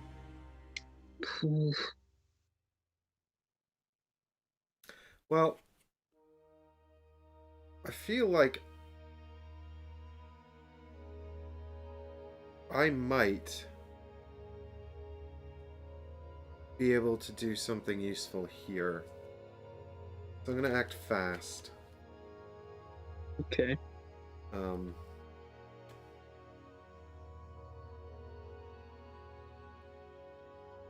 It's going to be big, and if it doesn't pay off, I could be in trouble.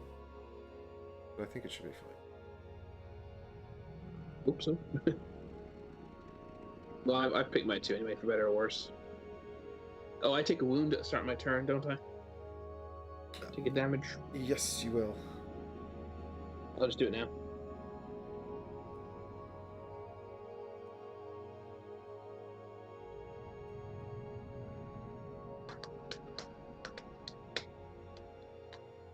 Okie dokie. So, let's do cards. We got my hand there, and then we're gonna have zealots, giant vipers, and imps all doing thing. And for some reason, we seem to have lost versus cards here. Don't know why. Possibly to do with computer crashing. Okay, the software. You ready? I'm ready. Here we go. 3, 2, 1. Blam. I don't think the image of my cards is correct. Oh, it is. Sorry, it is. I'm just behind you. Ooh, so there we go. 46. 46. I'm going at 21. We've got our imps moving at 5. Oh no. Oh, Shield 5, heal 1 self. Okay, that sucks. that's fine. Don't attack them. We've got calculated strike from the giant viper. They're going to move -1, attack +1.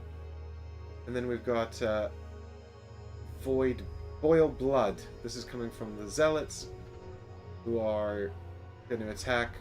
Wait, is that right? Yeah, zealots. 46. And they're going to attack -1, range 2, target 2, and add muddle. Did you previously reshuffle the Viper deck? I did not. Let me go ahead and redraw their behavior card after shuffling. Oops. So this is a bummer because I'd sort of lined up to use an ability where I take control of an enemy and he attacks all adjacent enemies. Oh, you were going to take number 3? Yeah, and then he was going to hit the 3 enemies around him, and that was going to cause him to take 3 damage as well. So he's going to do 3 attack 3s, and now they're all going to have shield 5. So it's like almost. I mean, you can still do it and the zealots to kill each other, I guess. Yeah, I mean, I think. I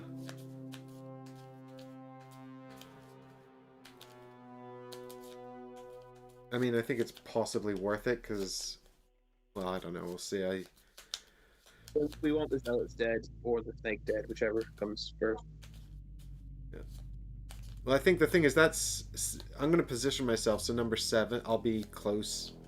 Well, I'll be on the other side. I don't think 7 will actually move next to a zealot now.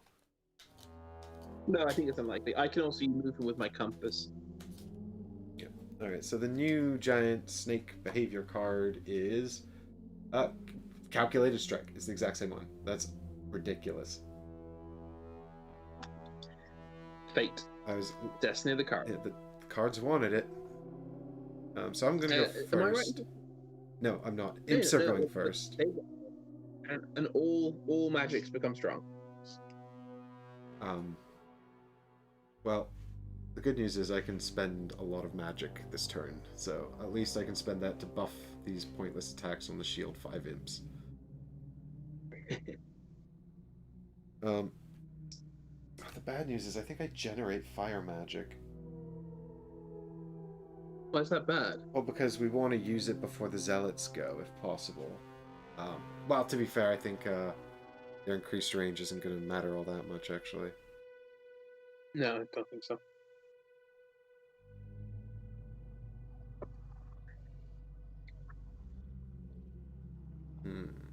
How far are the snakes moving with, what do they got? Calculated strikes. They're actually, he's 3 minus 1. moving -1, so he's only moving 2, so he's not going very far. So, yeah. I had a different, I think I'm changing up my plan to better suit what's going on here. Okay. Because originally I was going to move to northeast of Elite Minion 7, Elite Imp 7, so that the snake would eventually just come up behind me, and then just stop there and hit me. But now I'm thinking it might be better to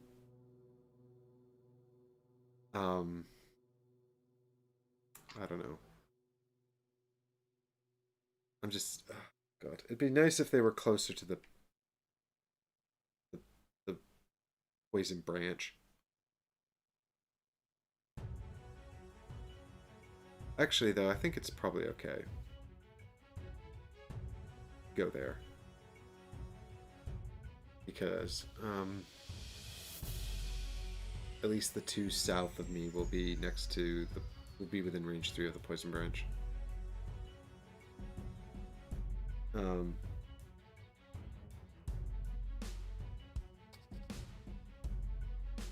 Yeah, so what I'll do is I'll jump using give and take. I'll jump 4, and also every enemy I move through is cursed. Also, I generate fire and ice, but because it's already generated, I can still spend it, right? Yeah, I know you absolutely. can't generate magic you create on your turn, but I'm not creating it. It was already there. Yeah. Cool. Alright, so I'm going to move northeast, and then northeast so I'm on top of the zealot. And then I'm going to move north so I'm on top of the imp, and then northeast again. And the reason I've moved that way is so that I put 2 curses in their deck. Hang on, the imp is northeast of the zealot, not north of the zealot. How's the imp northeast of the zealot? Why is he north of the zealot? He moved 3 space. Oh, yeah. Oh, okay. It was actually we actually could have had him in either. Ah, okay. We just put them in different places. That's fine. Do you have a preference? I guess not. Doesn't really matter. So whatever's easier for you right now. Yeah, it's kind of all the same to me. So, I guess just leave them there, or rather, change yours to match mine. Okay. So I've moved over 2 enemies, so I get to put 2 curses into the enemy's modifier deck. Yeah, and you're south of the pillar, right? Yes, exactly. Yeah, fine. So these are curses, and they're going in here. Shuffle them in. Which will combo maybe with the disadvantage from my staff, hopefully. Yeah, and also bear in mind that Zealot number 3 is disadvantaged anyway. He's muddled. Yeah, but am I going to get rid of that when I make him attack now?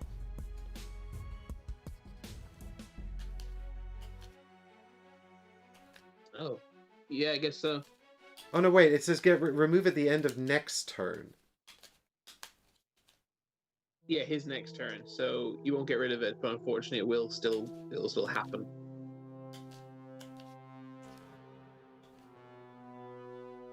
Bad thing, desyncing our game board. Yeah. Okay, so what are you doing with your second card? This is kind of a bummer, but at least my modifier deck is pretty good. So my second card is Savage Instinct, which I'm going to use on Cultist number 3, who is then going to basically attack everyone adjacent to him.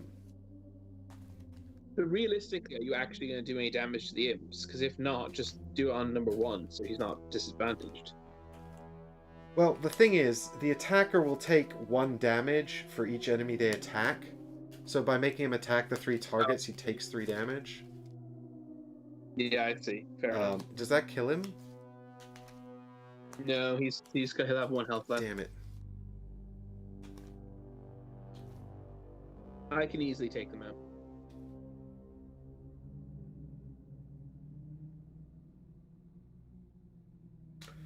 Okie dokie. So, yep. So the top half of Savage Instinct come into play here. So we'll do. We'll make him hit his friend first because this is going to be the best attack, and I don't want him. I don't think he'll do any damage to the imps anyway, but we'll see. So, yep. Number 3. I will spend the fire magic to add a damage. So this is a Strength 4 attack with advantage and disadvantage. So just 1 card.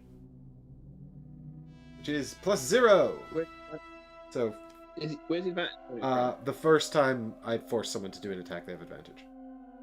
I see. So that's 4, he's dead. And 1 is dead. Bam! There's now 2 money and my axe are all in that space now.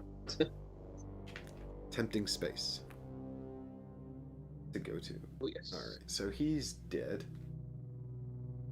And then number 3 takes a damage. And now he's going to hit imp number 3, I guess. I'll spend...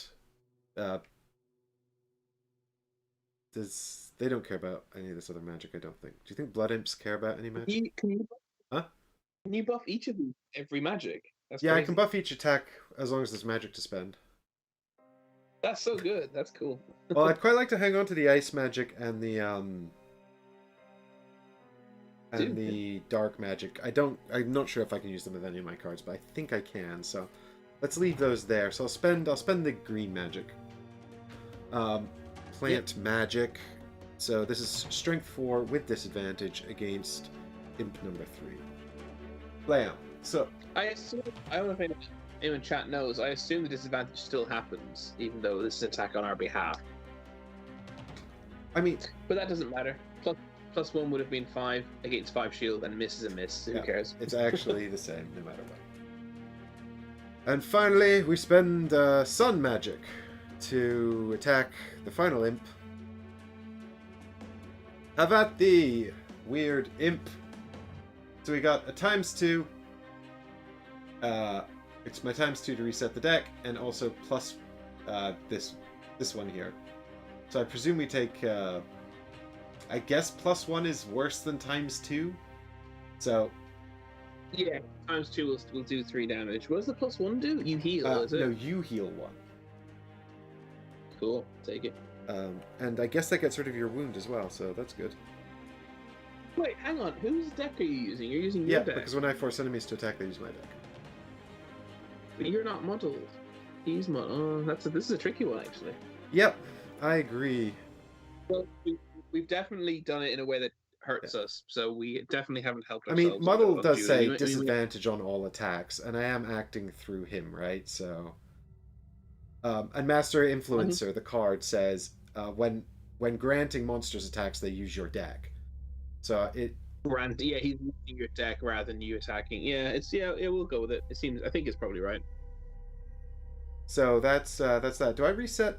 So you've healed 1 and you've lost your wound, which is good. Even though I did no damage again, that's fine. Yeah, but losing that wound is excellent. Thank you very much. So that's 3 total damage he's taken, which means he's on 7. He didn't have a turn, so he's still muddled. And I think that's the end of that. Sweet. Let me just have a quick think here. What I might do is actually exhaust my stamina potion to draw Resigned Frenzy back into my hand. That's a really good card that I would like to have now.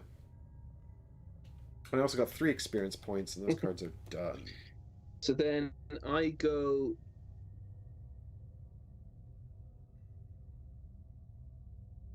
I'm also going to. I just realized the Zealots have the same. Zealots, what? Me and the Zealots have the same initiative. Yes, yeah, I had spotted that. I think you go first, though, right? In the event of a tie. I can't remember. I'm going to also trigger my chain armor before the end of my turn, which gives me 1 shield for the rest of the round.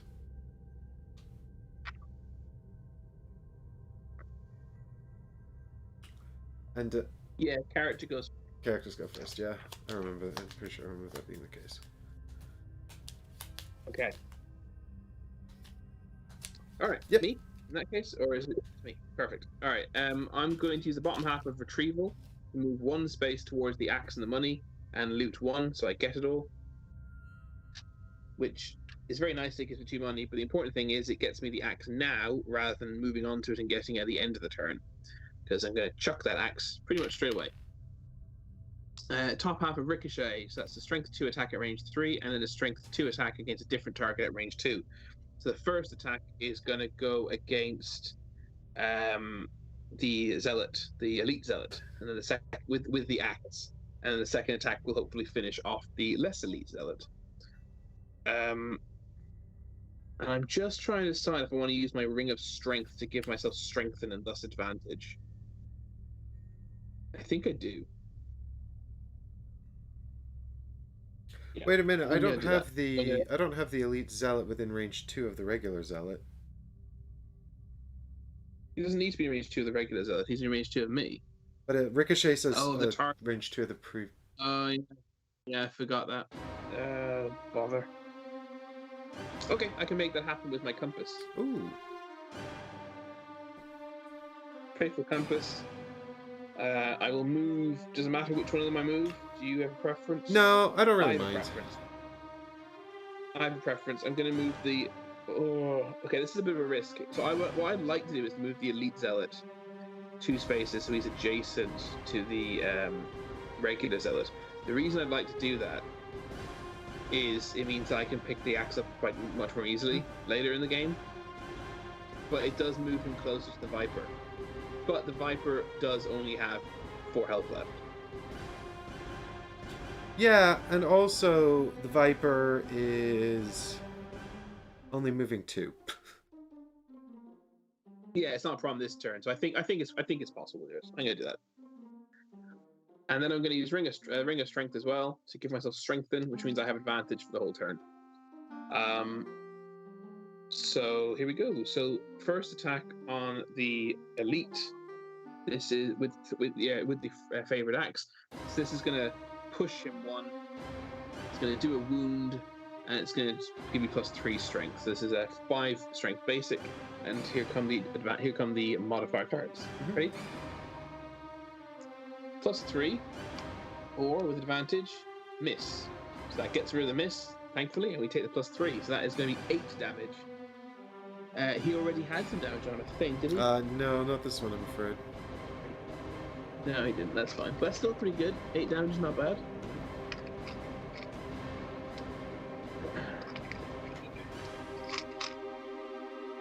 Why are there no 5 damage tokens?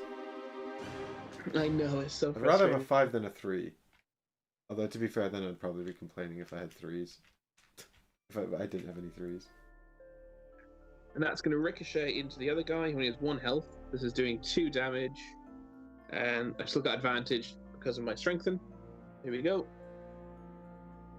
×2 immediately after. Oh, it's not ×2, it is, but it's the blessing, isn't it? Yeah. So, blessing, remove that from the deck. Or alternatively, +3 +3 is actually better because it's only doing 2. Well, here's a question: if you choose the +3, do you lose the blessing? I was wondering that Does the too. blessing go when it's drawn or when it's used? I imagine it's when it's drawn, right? I think so. We'll go with that now, unless someone in chat knows Yeah, better. I imagine they go away when they're put in the discard pile. I think so. Either way, zealot number 3 is dead. Drop some money. What's his name? The elite zealot is wounded. Well, then he's a goner. Well, actually, they have 13 hit points, don't they? But still. Yeah. He's in trouble. And he's pushed 1, so I guess we push him back onto his spawn point. Well, that pushes him closer to the snake, though. Do we have to push him? It does. I don't know if we have to or not, but it doesn't matter. He's not going to get... The snake's not going to get to him, and I definitely can kill 1, if not both, of next turn, so it's fine.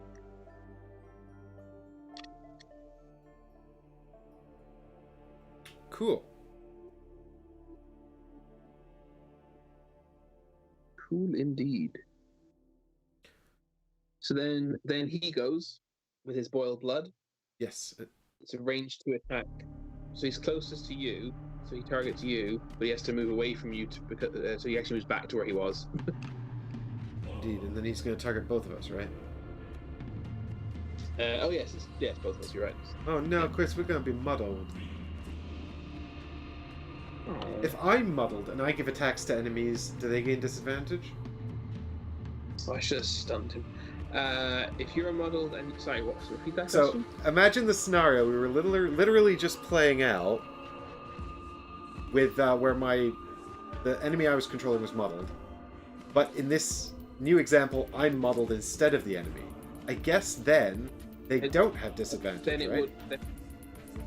No, because you're not attacking. So the fact that you're muddled doesn't matter. Exactly. So there you go. Silver lining.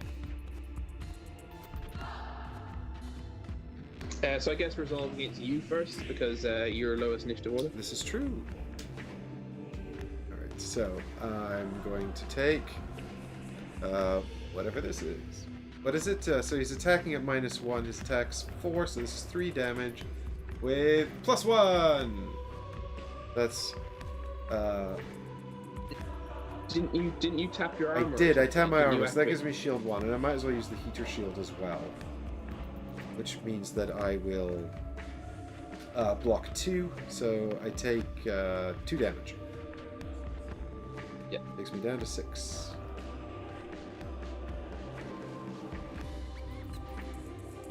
Okie dokie.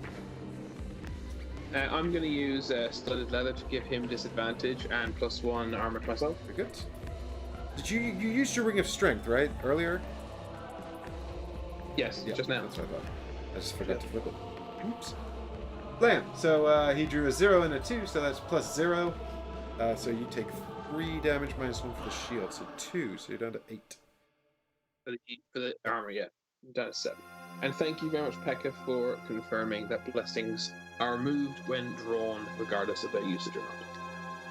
Good to know. Good to know, indeed. Well, I've now drawn 2 of the 3 blessings and not actually gotten a benefit out of either of them.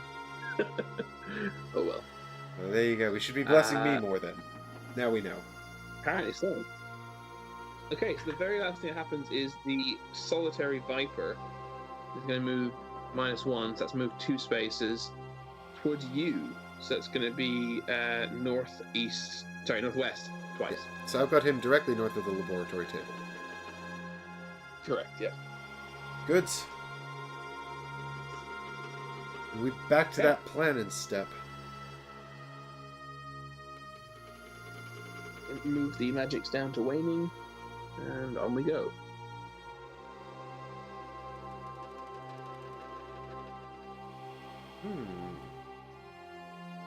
Alright, now. Yes, so I think...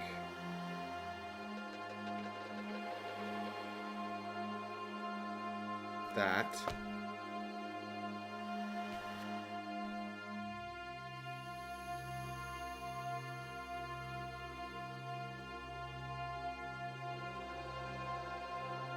Hmm.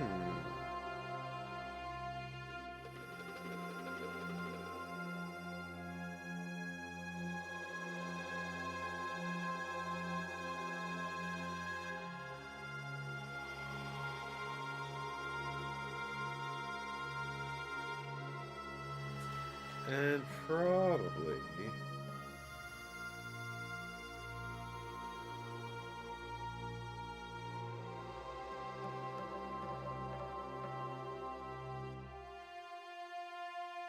Oh god, I got so many good choices.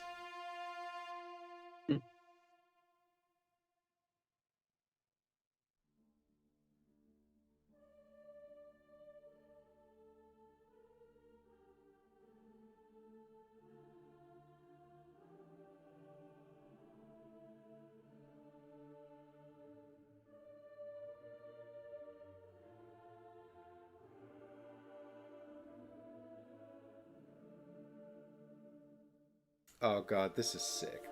I have to do this combat. I'm ready as well. Grand. Right.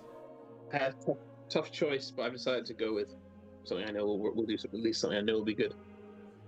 Okay, I'm hoping for not shield 5 from the imps this time. Here we go.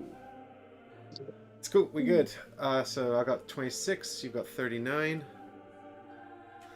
And we got, let's do our zealot card first. So zealots are drain life, 27. Ooh, move 0. Quick again. Sake. Don't worry, I'm going first though, and I'm gonna make him dead before he does this shit. I hope. Good. Fingers crossed. Okay, so let's see if we can kill him before he drains life. We got Giant Viper, who is doing... Oh god, what's this? Surround again. Alright. Well, that's fine, I guess. And finally, the Blood Imp is... Please be slow. Yes, okay. Dark Charm. Move 0, attack -1, range 3, target 2, and curse. He's trying to counteract all those blessings. Okay, so the order is... You were 39, right, that you were on? Yeah, so I'll be second if you manage to kill him. Oh, wait, no, I won't. But still, go for it. So it's me, and then it's Zealot, and then it's Viper, and then Chris, and then me. Imps. Right, I gotta get my little track set up here because there's a whole bunch of people doing stuff. Okay, so my first action is I get to move every enemy within range 3 of me 1 space. So I'm going to move the Viper southwest. So it's adjacent to me? I just realized it's too late to fix it, I think, probably. But I just realized that the Zealot should have had disadvantage against both of us. He's been the 3 of your thing. Oh, yeah! That's fine. I'm sure it's fine. I mean... Yeah, well, he had disadvantage against me anyway, because I used the Southern Leather. Yeah, and he didn't even really do much of anything. And the model would have still come into effect. Alright. Yeah, so apologies. What did you actually do there? Because my mind was on that, so I didn't take in what you just did. Okay, so my first thing is I'm playing the Close to the Abyss card, which lets me move all enemies within range 3 of me 1 space. Yeah, that's almost every piece. That's every piece apart from number 5. So the Viper is moving southwest, so it's now northeast of me. The Zealot's moving north to be adjacent to the Viper. What? And the Blood Imp Are you doing? southwest of me is moving southeast, so it's now directly south of me. They're all in a big circle. And then Blood Imp number 3 is moving southwest onto the money. Yep. with you. All right, and now I'm triggering the top half of Resigned Frenzy, which forces all enemies within range 3 of me to commit a Strength 2 attack against an adjacent enemy of my choice. This is crazy. Is this your... What level card is this? The Close to the Abyss is a level 1 card, and Resigned Frenzy is an X card.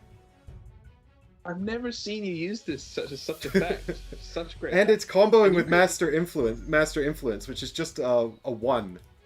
The thing is, the imps creating all that magic has really fucking helped me out.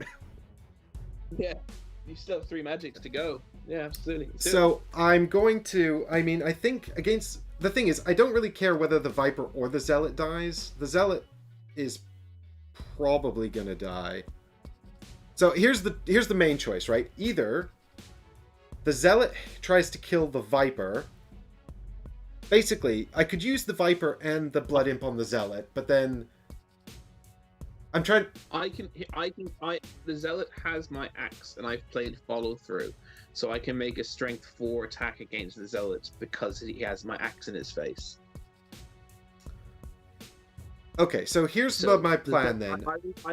I find it easier to kill the Zealot than anything else on this turn. Fair enough. I'll do the riskier order, which should put more damage on all 3 of these targets. Which is, I think, for the Zealot to attack the Snake first, and then the Blood Imp attacks the Zealot, and then the Snake attacks the Zealot. That's my order here. So I'm actually reshuffling my modifier deck. I just remembered I got the miss last turn.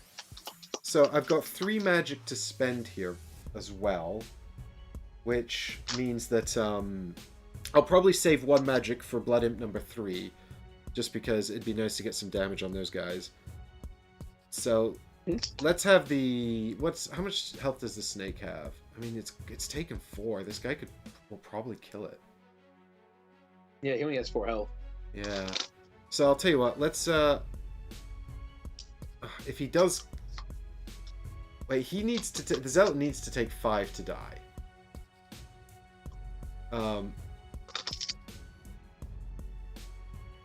And it doesn't. But he is wounded. He is wounded as well, so 4 will kill him as well. Yeah, I'm pretty sure, unless this first attack is dreadfully underwhelming, I think this will probably be fine. Oh, bear in mind, he will heal if you don't kill him. Actually. Oh yeah, good shout. So I think let's make sure he's dead. Yeah, get him dead. All right, so we'll start with the Snake then, who's going to attack the Zealot. I'll spend the. Do you need any of these magics? No, thank you. So I'll spend the Wind magic then, and we'll attack with advantage. Strength 3 attack. All right, so I drew -1 and 0, so the Zealot takes 3 damage. 3. That's the worst number. What? If it was one more, you could have just left him alone. Then he would have killed. His wound would have killed him. Yeah, well that's fine. So now what I'll do is I'll do the Zealot on the Snake, seeing as how he survived, and I will not spend magic here. So it's a Strength 2 attack with no advantage. So it's just whatever I draw here. Lamb, ×2. So that's 4 damage, and that kills the Snake. Does, yeah, my god. So Snake 7 dies and turns into money. And then the Blood Imp attacks the Zealot. I'll spend Ice Magic here. So 1 magic left. We don't have advantage, but it is Strength 4. And we drew a +1 that generates Dark Magic. So that's 5 damage on the Zealot, and the Zealot dies. Nice job. And he becomes money. And he becomes money. And then for the very last one, we spend the Dark Magic to give number 3 here, Blood Imp number 3, a Strength 3 attack on Blood Imp 5 with +0. So 3 damage to Blood Imp number 5. Just 2 things. 1, my axe also goes where the Zealot is, by the way. Yep, I've got it there. and two, could you spend the ice magic instead of the dark magic? Just bear in mind, the ice magic is going to go away this turn anyway. No, I've spent them Whereas, all now. oh, I obviously missed you spend that one. Okay. Yeah, I spent the ice magic on the Blood Imp's attack. The first Blood Imp attack on the Zealot. Oh, okay, I see. Fine. Yeah, my bad. Cool. Okie dokie. Okay, so Zealot's dead. Yeah. Wow. So the only things left alive, the only thing left alive are the Blood Imps. Number 5 is 3 damage. Everything else is full health. Yep. I don't know why I put up the damage on the giant vipers. Yep, that seems correct. Cool. All right. So I'm going to.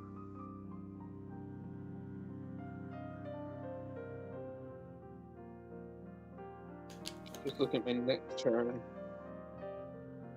Yeah, that makes sense. Cool. That's set my this turn. I won't be doing too much damage this turn, but I'll be setting myself quite up nicely for next turn as well. So I'm going to move 3 spaces, 1, 2, 3, using the bottom half of Power Pitch onto the axe space. So the end of the turn, I'll get my axe back and I'll get the money as well. But it's the end of the turn because I haven't played a loot action, so I can't use it this turn, unfortunately. And that generates wind as well. I generate wind. No. I'm using the top half of Follow Through, which is only going to do. It's just a Strength 2 attack. It's pretty basic, unfortunately, because the Zealot who had the axe in his face is dead, and I haven't got the axe back yet to use to buff the attack. But it's fine. It's fine. I'm gonna hit number 5 with it to try and soften him up a bit more. Because if I can soften him up a bit, my next turn could be really nice. Seems reasonable to me. They haven't gone yet, have they? The Blood Imps, no, they're gonna go after this. So I'll stun him with my throwing hammer. I don't see a reason not to. Oh yeah, that seems like a good idea. Okay, so here we go. Modifier card. You ready for this? Yep. So strength 2 at range 4. Here we go. +1. 3 damage. Nice. And stunned because of the hammer. And that's my turn. Grand.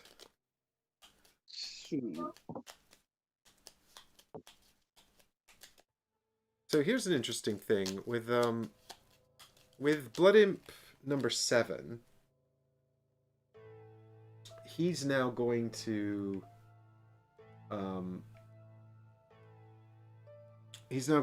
try to use a ranged attack against us, so he's going to want to walk away. Yeah. And he's going to be walking away to avoid getting disadvantage. But if he walks south, he's still going to have disadvantage because he'll gain it from my totem. So the question is he going to actually try to avoid that, or how much movement does he have? He has 3 movement. Yeah, 3 movement. He can move. Yeah, so he'll move to the optimal position. So he'll move north, west, then northwest again, then north, I guess, because that means he can hit us both without disadvantage. Mm-hmm. Yeah, so he'll be northwest of the pillar. No. So he could go there, I guess. Well, if he doesn't go there, he'll lose range on you, right? No, he's got range 3. I just had him. So you have northwest of the pillar. I had him southwest of that space. Does the same thing. It doesn't matter. Yeah. Put northwest of the pillar. Just make. I think northwest of the pillar then. He runs off and hides behind the pillar, and then he attacks us with his weird. He doesn't. He doesn't do any of this because 3 and 5 go first. Oh yeah, that's right. So I guess 3 goes first, actually. Yeah, so 3 just stands still, I think. 3 stands still and smacks us both. So I will roll for my damage first. Here we go.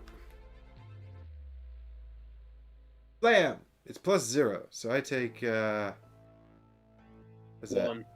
1 damage and get cursed. Yeah, the curse is the issue here. We're gonna get so many curses.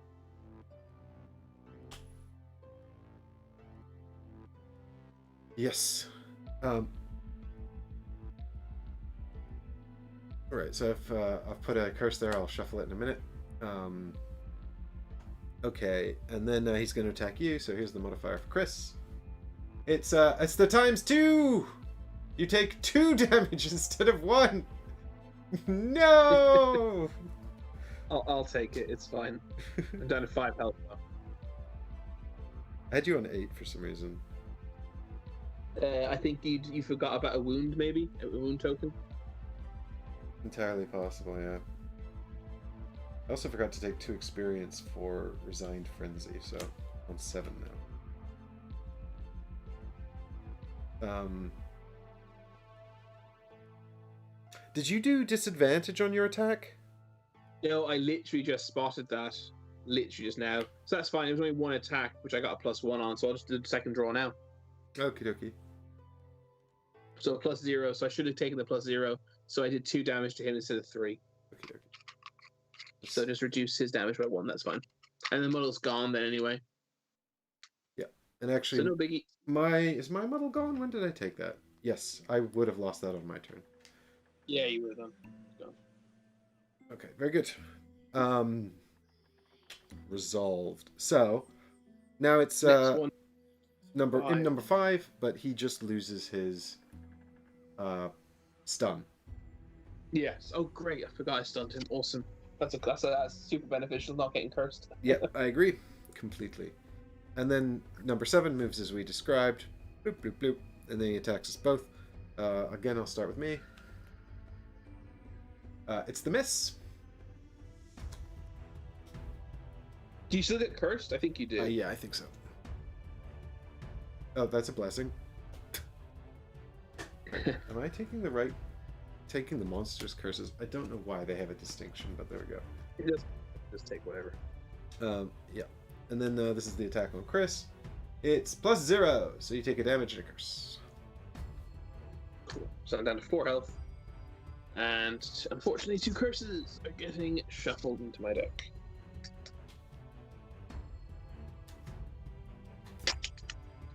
Which is unfortunate because I got a big turn coming up, and I really don't want it to be ruined with curses.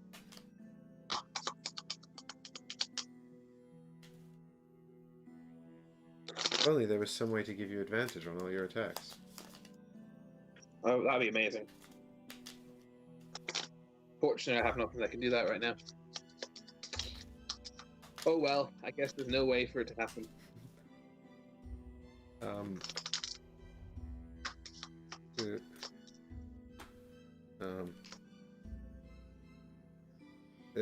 Yeah, there might be no way for that. Why'd you get my hopes up? Sorry, I didn't know. I forgot what I burned. God damn it. Right, I only have 2 cards in hand, and I'm playing both of them. Okay.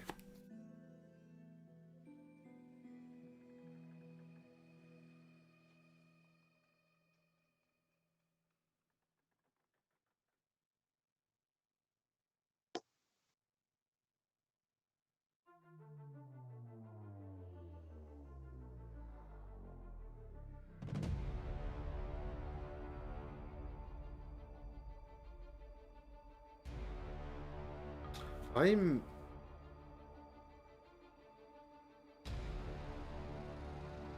hoping you can do something pretty spectacular. I'm gonna do something pretty good, I think, as long as curses don't ruin it.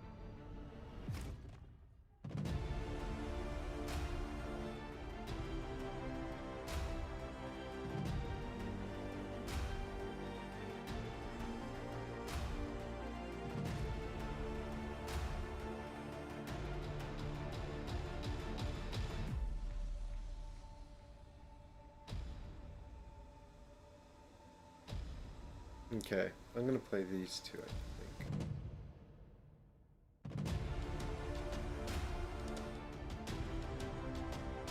I think my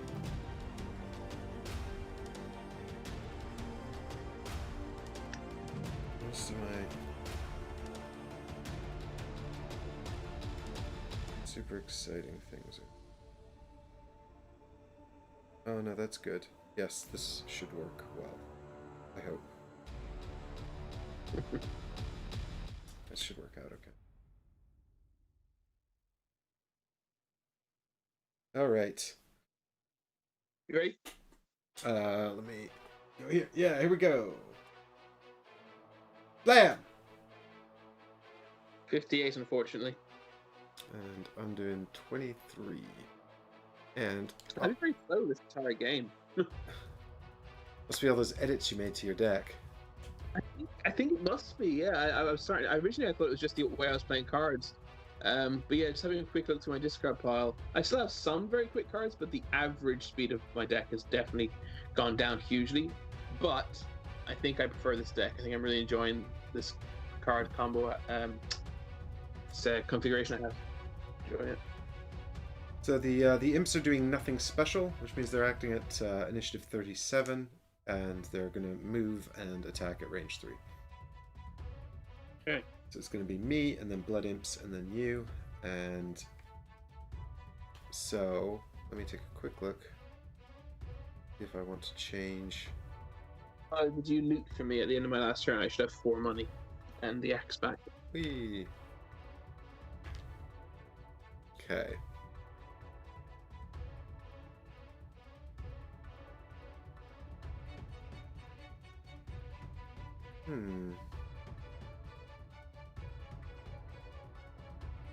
So, what are your plans this round, Chris? Tell me about your agenda. Okay. So, obviously, you know, it depends what you're doing to a certain extent, but the basic plan is to use double throw to attack 5 and 3, killing 5 buff it, because if I buff it with if I buff his attack with the favorite axe, that's going to do base 6, so good chance of killing him.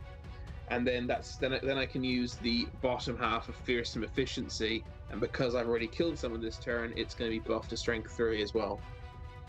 So potentially with some good draws, potentially killing 3 and 5. Okay, so With good draws, as I say. I think killing 5 is pretty much guaranteed.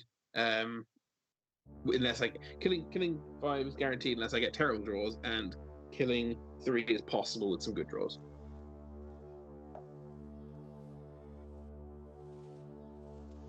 What are you thinking?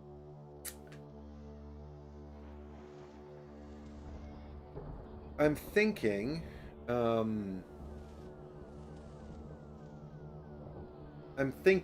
I had this turn planned out so that I wouldn't burn a card, because I've burned a lot of cards. But now I kind of want to do something reckless, but it will burn both my cards. So I think what I'll do is I'll just do the sensible thing I'd planned to do, and then The reckless thing. soften up number 3. We only have to kill 3 enemies. You can burn cards. The advantage of the reckless thing is only that it lets me pick up the treasure this turn instead of next turn. So I don't think it's particularly valuable. That's dumb. Don't do that. Get So, next turn. I'm going to play Suggestion, which lets me move 3. And I can also... I'm going to move 3, so I'm directly north of the treasure chest. If I had Dark Magic, I could curse someone. No, so I can't. That's fine. And then I'm going to use the last journey to do a range 3, strength 4 attack against guy number 3. I like it. So, hopefully. And the thing is as well, like, this will curse him and hopefully soften him up so you can kill them both. Yeah, I mean, if I get a curse on my initial attack against 5, then I'm just gonna have to kill. I'm gonna have to focus on but it's yeah. This I approve of this. This is hopefully getting both dead. And I'm also going to use my stun powder, so 3 won't attack. Yeah, we haven't been using our stuff enough. We're getting better at it. It's good. Whee! So I've drawn a miss! It's one of the curses! Wait a minute. Damn it. Damn it, I missed. Damn it. I hate when that happens. No damage. Still stunned. Number 3 is stunned. And also, they take a curse, so fuck you guys. And black magic becomes strong. Oh, I just realized we still have muddle because they attack they inflict muddle every time, and they hit both of us last turn. Oh yeah, So yeah, that's so problematic. it doesn't matter for you because you drew a miss, a curse, and something else. Well, unless the second card was also a curse. Uh, the second card is a +2, so Okay, I'll just we are you don't reshuffle after a curse actually. no. So yeah. Right, this is very unfortunate now. Yeah, I'm glad I didn't do the reckless thing because I feel like we might have our work cut out for us here. I tell you what, the good thing though, it's kind of a good thing they're going before me now because when they attack me and muddle me again, the muddle goes away at the end of my turn, and then if I act quickly next turn, I can attack them before I'm muddled again. Yes. Yeah. So 3 goes first. He removes his stun. 5 goes next. He's equidistant from me and you, so he actually attacks you. It's That's bad. probably fine. I'd rather he attacked me because he's gonna muddle you now. Yeah, but I mean, most of my meaningful attacks have them attacking each other anyway. That's true. So he's attacking you at range 3, +0, nothing special. So strength 2. So draw a modifier. He doesn't move, right? No, he doesn't need to, so he doesn't. All right, so he's just hitting me, and he draws the curse. He missed. Well, there's like 3 curses in their deck now, I think, because I was. They never draw. I should have reshuffled this last turn, actually. Oh well. 7 attacks me. Yes. Right, and he doesn't move either, does he? No, doesn't need to.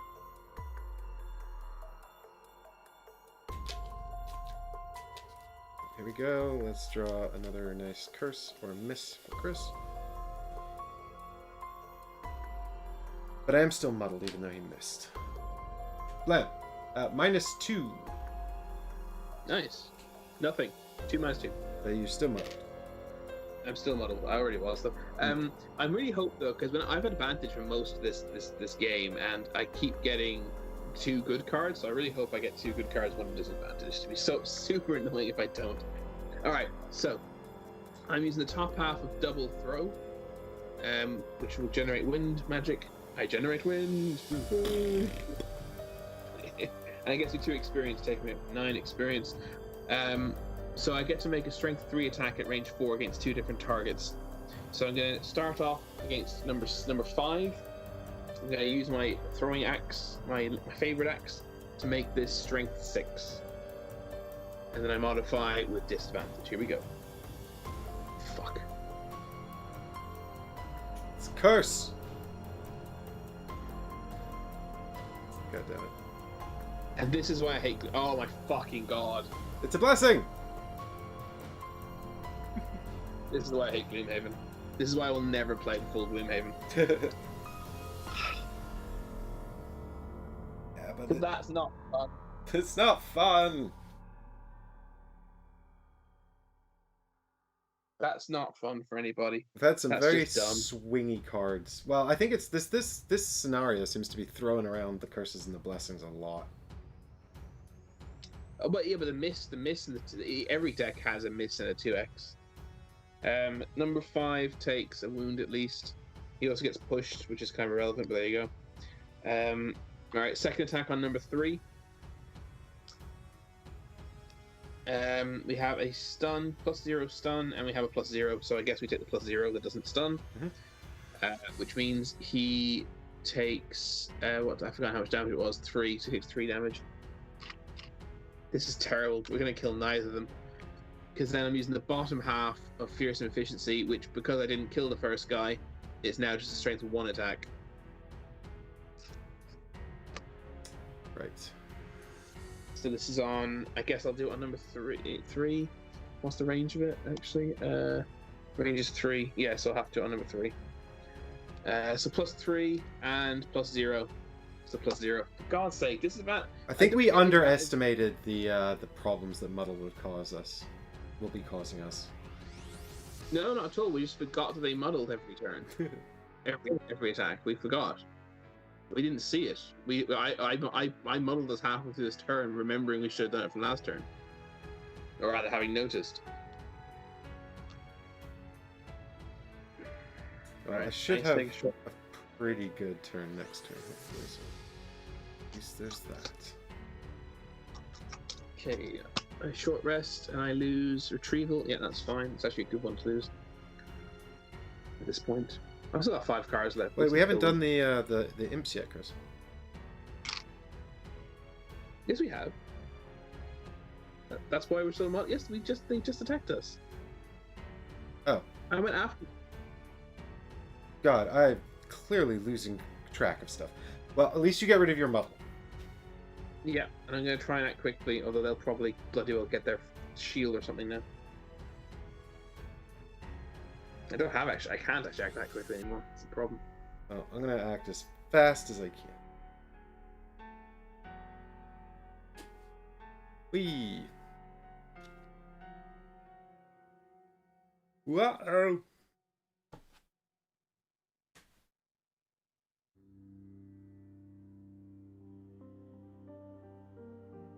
Difter says it is going relatively well overall. Yeah, it is. It is. You're absolutely right. I just hate. Like, that's actually one of the reasons that like Deborah refused to play Gloomhaven, because of the X2s and misses. She thought they were just such a bad design choice, and I think she's right. I think they're appallingly bad. The fact that the rulebook actually has in the regular Gloomhaven, it actually says if you hate those, treat them as a -1, as a -2, and a +2 respectively instead. Yeah, do you think it would feel better if they were just bigger numbers? Like, yeah, I think so. If you were doing a strength, the same as the top and the bottom of the other cards. But it's the classic thing of design. No, mate, no, don't tell me to change it if I don't like it. Make the game in a competent way.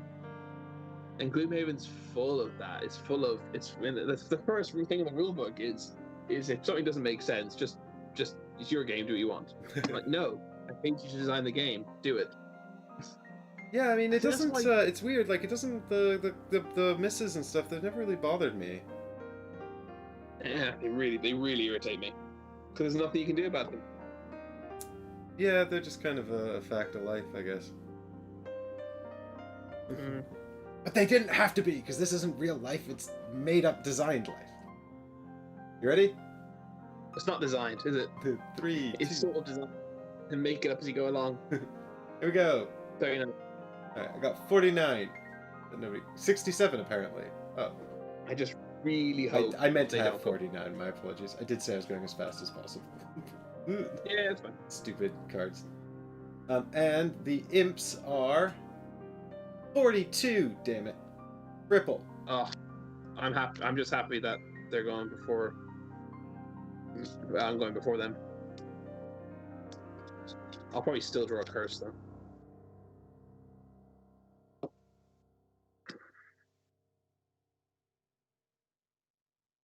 Okay. How much health do they have? 10.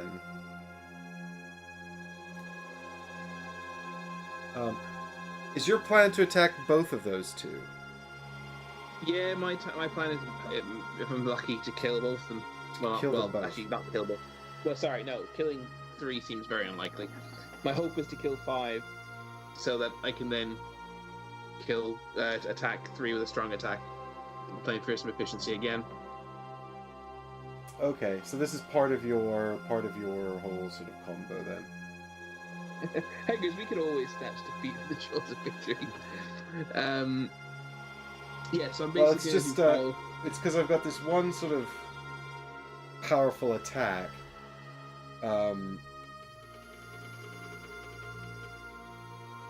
Right. But I make one enemy attack the other, and then they both take the damage. Does that, you remember that one? Mm-hmm. So if you kill the one of those two, I can't use it. But if I don't kill one of those 2, I'm just sitting here licking my elbows. Which seems fun. Is there a way for you to move so that 7 will move closer? No, I don't think so. I'm not moving. Right, you're not moving. Okay, fine. I'll just not do my thing. It's okay. What you might do, there's a good chance, we need a contingency plan, there's a good chance I'm going to draw a curse, I feel. Well then, look at that. We're getting around the curses with our contingency plans. Ain't no curse going to stop us unless we all draw curses. No, I can't draw curses. I'll be fine. So follow through has range 4, so I can hit number 5. Strength 2, +2, and gain experience, bring me to 10 experience. If he has my favorite token, which he does. So this is strength 4. Here we go. Yep. +0. So, god damn it, he's still alive, isn't he? Yes, he is, by 1. Was that a number 5? Yeah.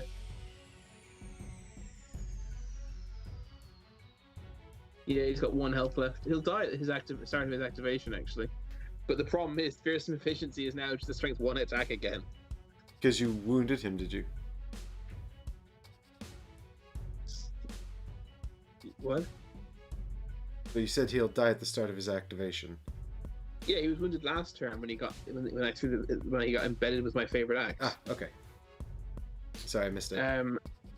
So fearsome efficiency then. If you missed it, did you also miss pushing him then? Yeah, I must have. Where is he? He's on the he's south of that pillar, the bottom right pillar. Ah, okay, cool. Okay, so I'll use fearsome efficiency on the number 3 then, so I can keep. Do you want me to keep him alive? Yeah, it makes no difference to me who I attack now. So. Yeah, I guess. Yeah, I get. It's better for you to soften up number 3. Yeah. Okay. So there's only strength 1 again because I failed to kill someone. +2 this time, and he's muddled. That's nice. Oh, that's good. How do you like it, jerk? So he's down to. He's got 3 more damage. So he's got 6 damage now in total. Yes. Oh, it doesn't. Yeah. Yeah. Oh, yeah. Of course, because now the blood imps go right. Oh yeah, now he's gonna die. So, well. Yeah. So number 3 activates. So the contingency plan falls apart. Oh no. Yeah. Number 3 activates. I guess it attacks us both with cripple. What do they draw again? They drew cripple. Charm. Oh, cripple. Yeah. So they attack -1 target. The thing is, they don't do a lot of damage. The poison, I suppose, will damage us now, but. Yeah, they just drag out the scenario by cursing you. Yeah, and then also that's a problem when you don't have a lot of cards left. Okay, so and they also just do more muddle. Yeah, the muddle's so irritating. So this is the damage on you because you went before me. You're going before me this time. Right, gotta update my little initiative tracker here. So Chris is taking 1 damage and poison with +1, so 2 damage. I'm down to 2 health. Alright. This is not liking... Poisoned and muddled. Poisoned and muddled now. Yeah, I don't like how this is going. Thing that happens to you as well. Oh, wait a minute. This is number 3, though, isn't it? Yes. So he's muddled. Oh, yes. Draw another one. It's another +1. Okay. All right. To do it to you now. Now he's attacking me. Blam! He's got +1, -1, so no damage, but I am poisoned. Yeah, and muddled. And muddled. God damn. Effects and status tokens and things. Okay. And number 5 activates and kills himself. Brrr! He explodes. Into a coin! Into a coin. Chink. Right. And then he is dead. And my axe falls there as well. And then number 7 next. Just stand. Oh, he has to move to try if he wants to attack both of us. Yeah, so actually, maybe he'll move. No, he won't get close enough, though. No, it would be north of the pillar. Yeah, he'll just move 1 north of the pillar. Mm-hmm. This is not at all ideal. Jerk. Attacking me first. Yep, here we go. So, he's still far away from my thing.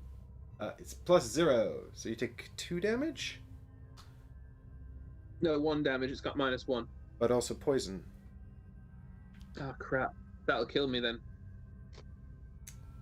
So, So I got this card. Alright, while Chris thinks about that, let's see what happens to Mike. It's the ×2! Is ×2 applied before or after poison? I don't know. Help me, chat. After I think, because it says all attackers gain +1. Poison says all attackers gain +1 attack. Uh-oh, so that's going to be 4 damage.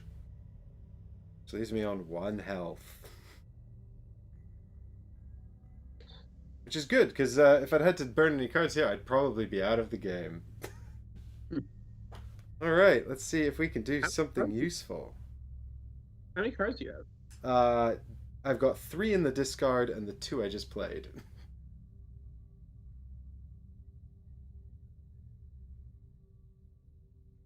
Ooh.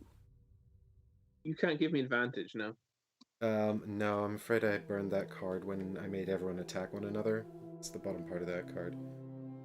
Oh, do you know what? We could have used the Fateful Compass. No, it's gone. The compass is gone. I used it Oh, already. you used it? Okay, fine. Good. That makes me feel less bad. I must have forgotten to flip it. Have you also used the Barbed Axe? No, that's the only thing I've got left apart from comfortable shoes. Which is passive, of course. Alright, so I'm just looking here to see if there's something... Oh, I have Dark Magic! Ooh, I might be able to salvage this. And wind magic as well we have. Yeah. Yeah. Okay. Well, I don't know. It'll probably mean I'm not going to survive very much longer. But let's do this thing. So, I'm going to use Lure of the Void. It's a range 3. It lets me move an enemy 1 space and disarm them. But because I've got Dark Magic, I can move them 3 spaces. So, cool. Nice. Question is, do you have a preference about who goes where? Because all I need is for them to end up within range 3 of one another. Do you get to move both of them? No, just one of them 3 spaces. Then how are you going to get them beside each other? Oh, they don't. No, they need to be within range 3 of each other. Oh, sorry. Right. I've no real preference. If possible, I don't want anyone adjacent to me because most of my attacks are ranged. Mm-hmm. But I can move anyway next if I need to, so it's fine. Yeah, I don't really care, basically. Okie dokie. Well, I'll move 7 southwest twice then. 7 southwest twice. Okay. And then he's disarmed, which is helpful. I mean, I don't quite know how you disarm an imp who uses magic attacks, but presumably I've created some kind of void shield to shut down his face. Great. And then I'm going to target... So that's dark magic to do that, and I get an experience point, so I go up to 8. And then I'm going to use the bottom part of Turn Out the Lights. So one enemy within range 3 does a 3 strength attack against an enemy that's range 3 of them, and they suffer the damage that they deal. So nice. I'm going to spend the wind magic to add +1 and advantage to this. Well, it has advantage anyway, to add +1. So this also generates ice magic. So I've done that, and I get an experience point as well. So here we go. This is strength 4 into number 7 from number 3. 3 is muddled though. Then do the other one. Well, 7's disarmed. It says cannot attack. So I presume I have to do it with the other one. Yeah, I guess so. That's fine then. I guess advantage and disadvantage cancel out, and we live and die by this card. Please be the blessing, or whatever. Please be a good one. Let's find out what happens. Oh, +0. I mean... So is that 3 damage? 4 damage to both of them. Oh, so one of them's dead then? Yes, dead. 3 now dies. We got this in that case. And I'm going to have to... Why am I picking up damage when I should be picking up money? 4 damage on 7, and he's disarmed. Sweet. Oh yeah, that's why I was picking it up. Damn it. Well, just don't kill him before I have a chance to pick up this treasure.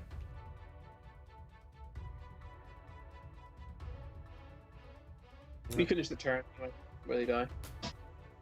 Great, because I've got 4 cards left, and I need to do a short rest, so I'm going to have 1 more turn.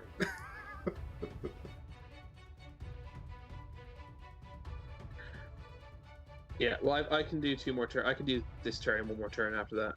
Well, I could do more than that if I didn't use if I didn't use a big card, but I'm going to use a big card. Try and finish him. And if I can't, I can try again next turn. So unless I got like 2 curses in a row, he's dead. I mean, then quite frankly, it probably, if you've got 2 more turns and you're not killing him this turn, it behooves me to long rest. Well, actually, I would kill him this turn if I drew the right thing, but actually I'm muddled and he's disarmed. So actually, I think we should both long rest. Yeah, I think it makes sense to just sort of reset and then... Get through the poison, get through the muddle, heals us, and we're pretty hurt. Yeah. Gives me my armor back, gives me my eagle eye goggles back, which means I'll be able to advantage against the disadvantage, even if he doesn't. Yeah, let's do that. I'm long resting. Doing it. So I guess draw his card, but he's not going to do anything. His deck needs to be reshuffled anyway. He might move away from me if he draws a ranged card. But yeah, but he's not going to attack, so they'll just. I'm not sure. Yeah, I guess he'll move still. We'll see. Ideally, what you want is to go and stand on that double coins there and kill him with a ranged attack. Hopefully he'll draw the shield and get it out of his deck now, after this reset. Oh yeah, god, yeah. What we don't want is to see something with healing on it or the shield. I mean, the shield now would be great because it doesn't have healing on it, but basically, I don't know if they have a healing card. I really hope he doesn't draw one.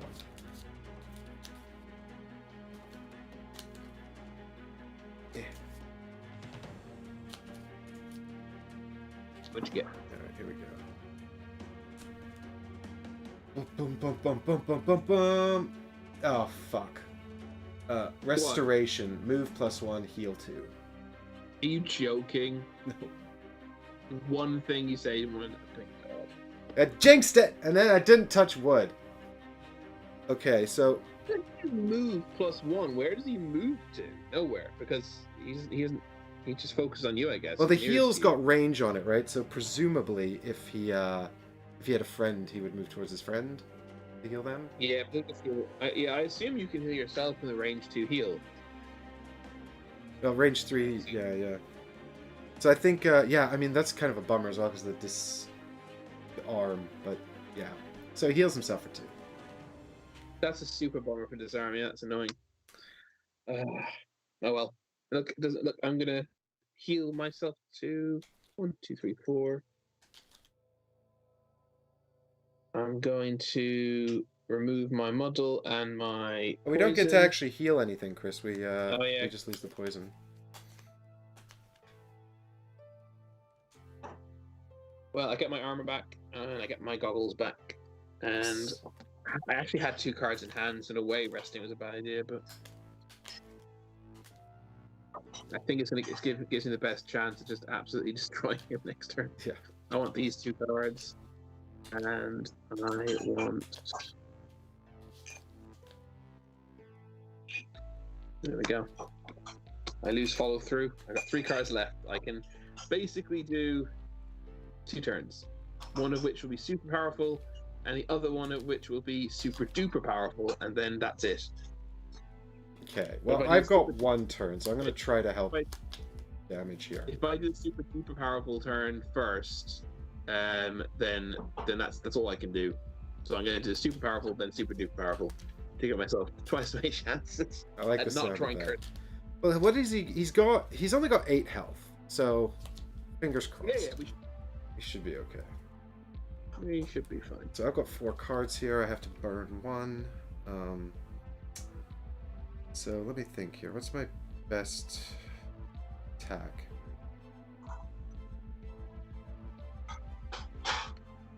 Okay, I've picked my cards. I mean, I basically only have 1 attack that can damage him. You can do basic attacks as well. Just basic melee, 2 damage. Yeah, Front 2. yeah.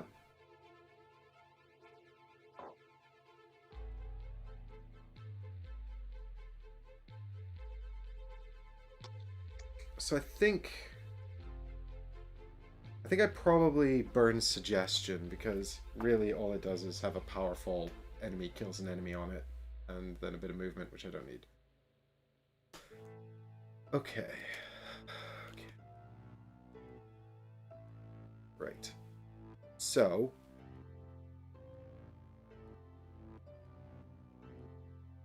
what do you think is the best course of action here? I've got 3 options. One protects, one destroys. Destroy. Hit it with everything we have. Okay. Grab the chest. Yeah. Once again, we're here by the skin of our goddamn teeth. That's always how Gloomhaven goes, I think. Yeah, it's crazy. Alright, so we got one Blood Imp card here. Thank God we had our really good start. Yeah.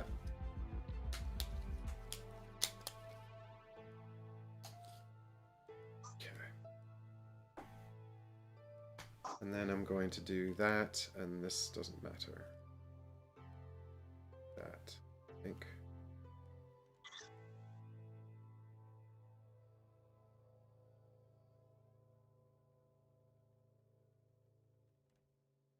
Oh, actually, I do have one more turn in me.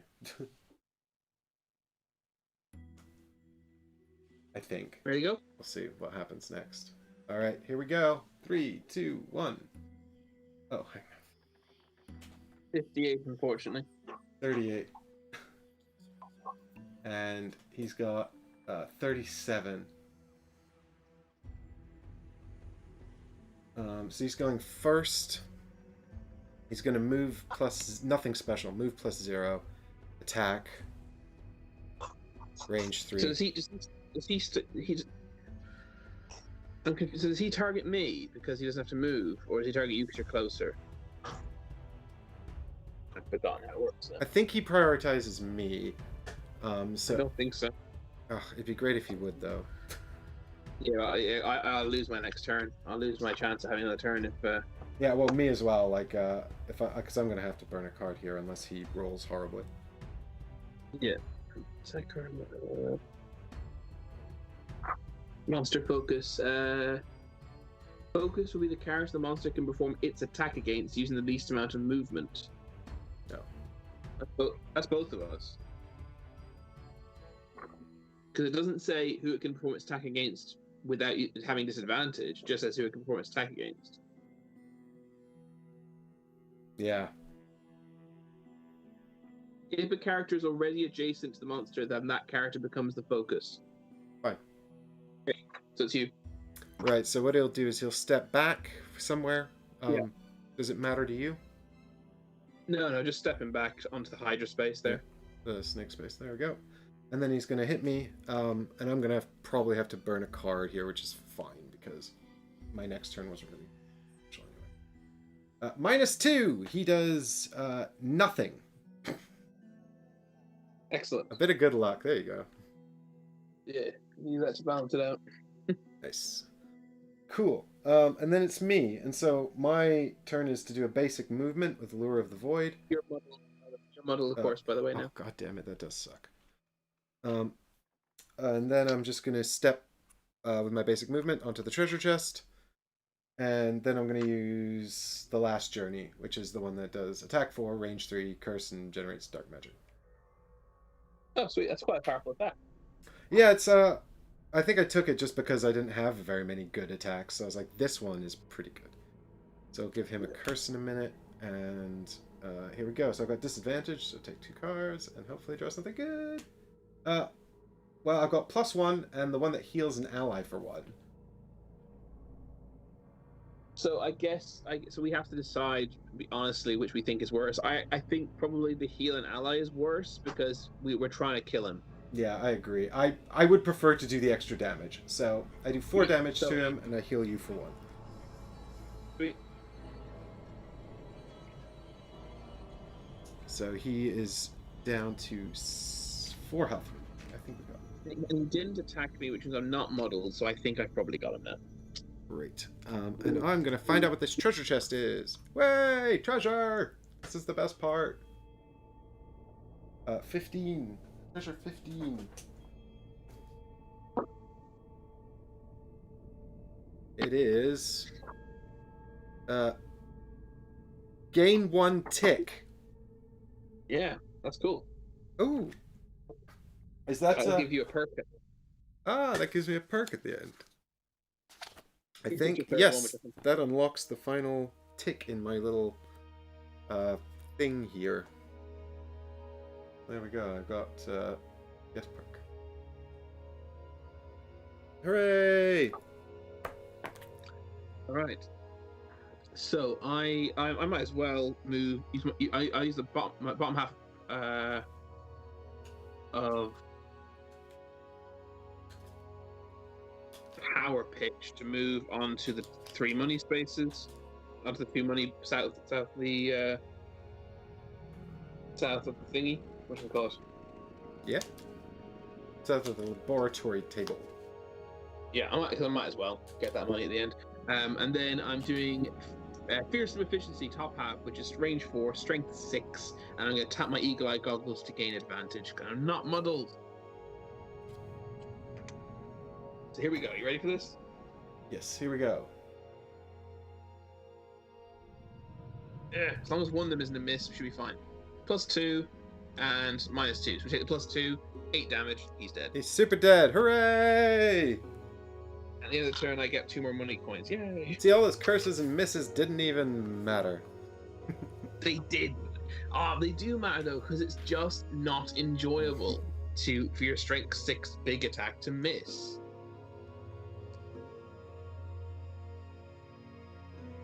It's too many.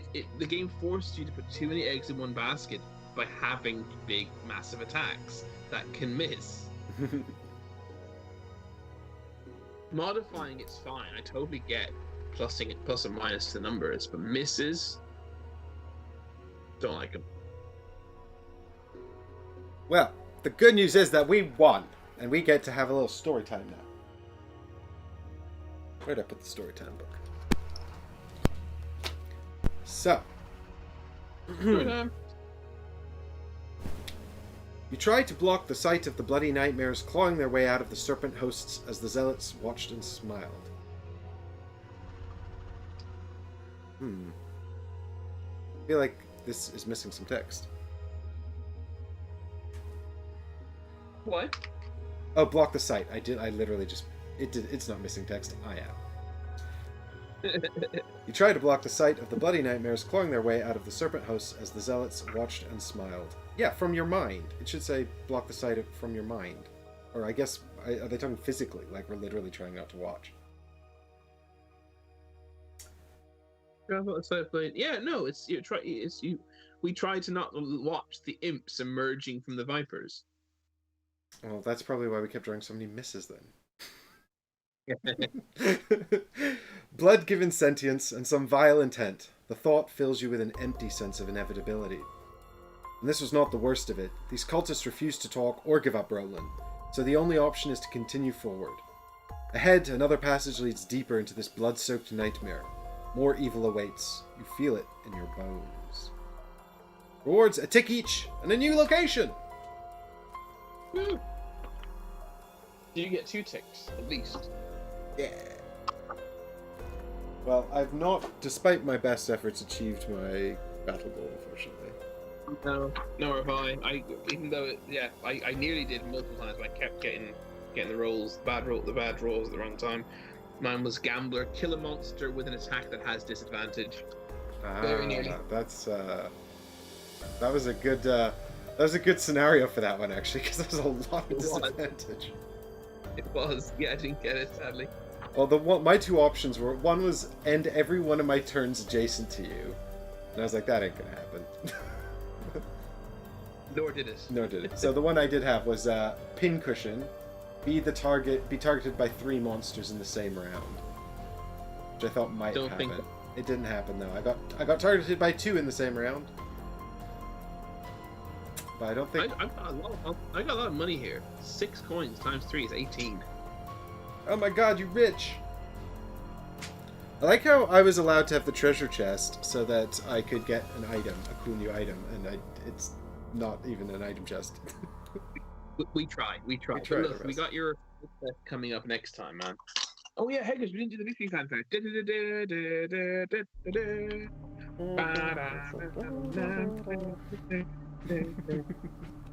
So now I've got 55 money and you've got 46 money.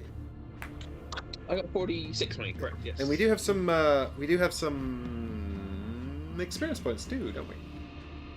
Yeah, we get 10 experience points for completing a level 3 scenario. Hooray! Which I've given myself already. Just double check that number's correct. I think it was. Level 3 bonus experience is 10. Yeah. Traps do 5 damage, but we haven't encountered traps. That would have been a good one to have traps on. I like traps. Traps help me kill my enemies. I can't wait for you two to follow. Oh, I see. Why? What did one of us just do, Difter, that you want to clip? The victory fanfare, obviously, so that he can have our amazing singing on the phone. Right, is that everything we have? Oh, we have to do the sticker! The sticker's fun! The sticker is fun. I agree. The sticker! Where does it go? C4. Is it sticker number 15? I can't remember. Can we check? Yep, 15 and C4. Well, that's no good at all. Yeah.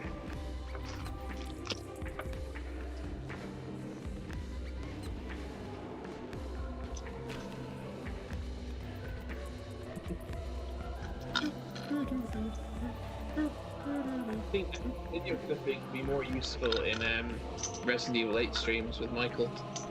Is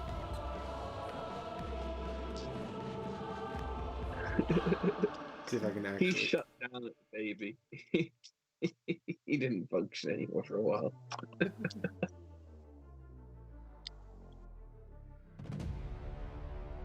I hope there's some more good scares coming up in that one. I finally finished the Christopher Odds playthrough, so I know what's coming now. Ooh. But next week we won't be doing Tainted Blood and the Search for Roland. We're doing Side Quest for me to get a new weapon or something. Yeah, I'm sure you'll get something out of it. Surely. That's how I got my barbed axe, which is the one piece of equipment I haven't used. I don't think ever. I actually don't think it was much use at all, frankly. I much prefer all the other stuff. I feel like you might have used it once, maybe twice. I think you used it a few times immediately after getting it, and then just kind of forgot about it.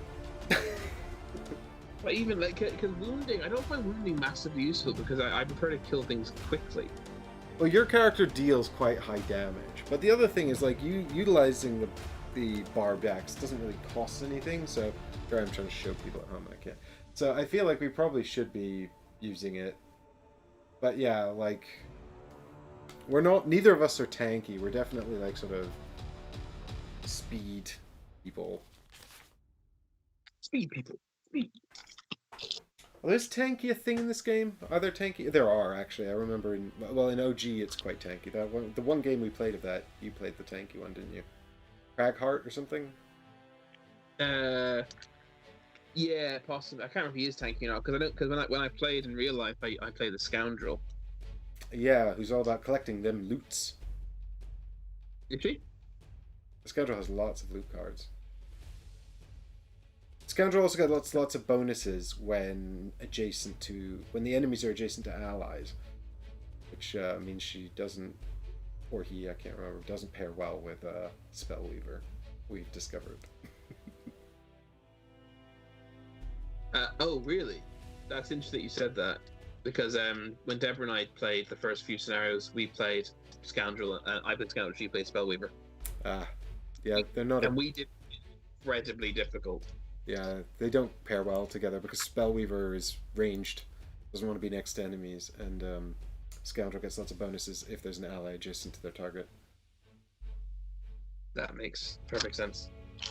Yeah. I know Spellweaver was quite cool. I'd quite like to try playing with her.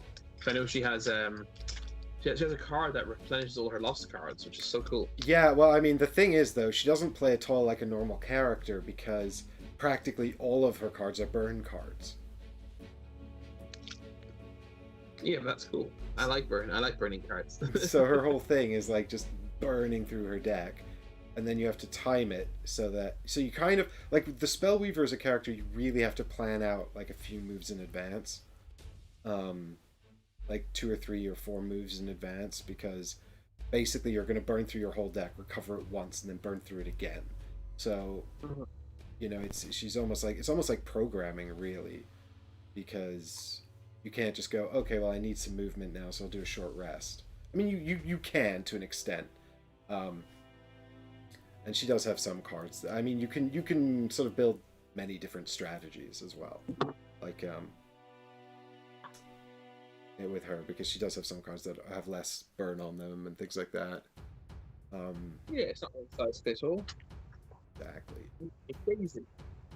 But the way I play her, or have been playing her up until recently, like she's excruciating though, because you unlock all these amazing cards and you only get 8 in your deck.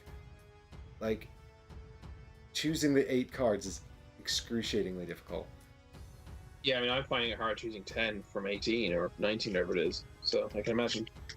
Yeah, because I think we're about level 9 in our Guildmaster playthrough, or I'm a level 9 Spellweaver at this point, so I've got like all of these really cool cards to pick from, and yeah, building up to 9 is really, really tough. She gets later. She gets another card actually that lets her just recover like 2 or 3 burnt cards, I think. But oh wow, time it even better. Wait, so, can you recover that card with the other? no. So those card? both of those 2 cards have a special burn, which is like super burn. Like, it doesn't just go into the lost pile. It's like gone till the end of the event scenario. Put it away. Yeah, put it away. You're not getting it back. Put it under your seat. Yeah. So sit on it. So what was I gonna say? But yeah, so the sort of the strategy I was using was basically to spend like 2 turns just preparing these super big like sort of nuke turns. So I'd like I'd build up sort of a pool of like magic and then cast all these buffs, and then just sort of like fly into the middle of a room and hit like 4 enemies for like 9 damage each. And then just have to like reset my deck and set the whole thing up again. 9 damage. God, I thought Hatchet had good damage output. Well, you know, it's steadily increased over time, the amount of damage each of those hits can do. But it's also got the enchanting mechanic, so you can up that damage as well. That way.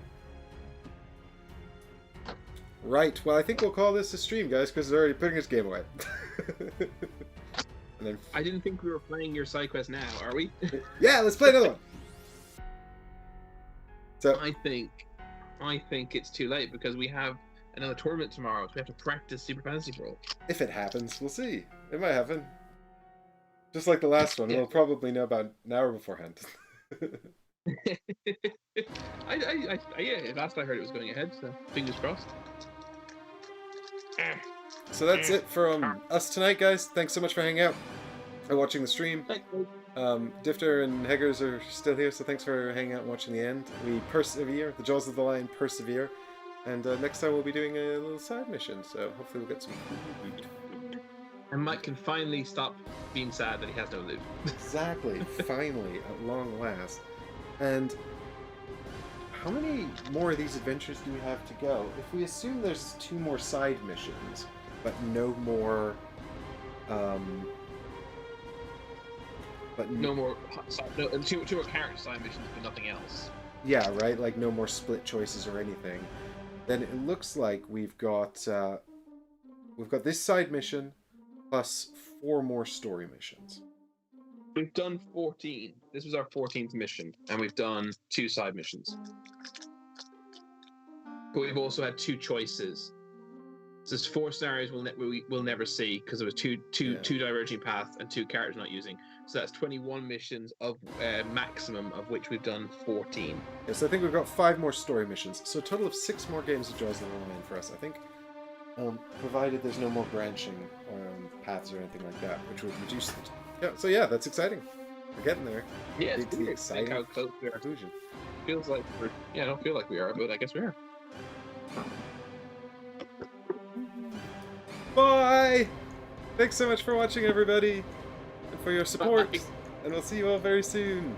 Where's my button? The bye-bye button. Bye!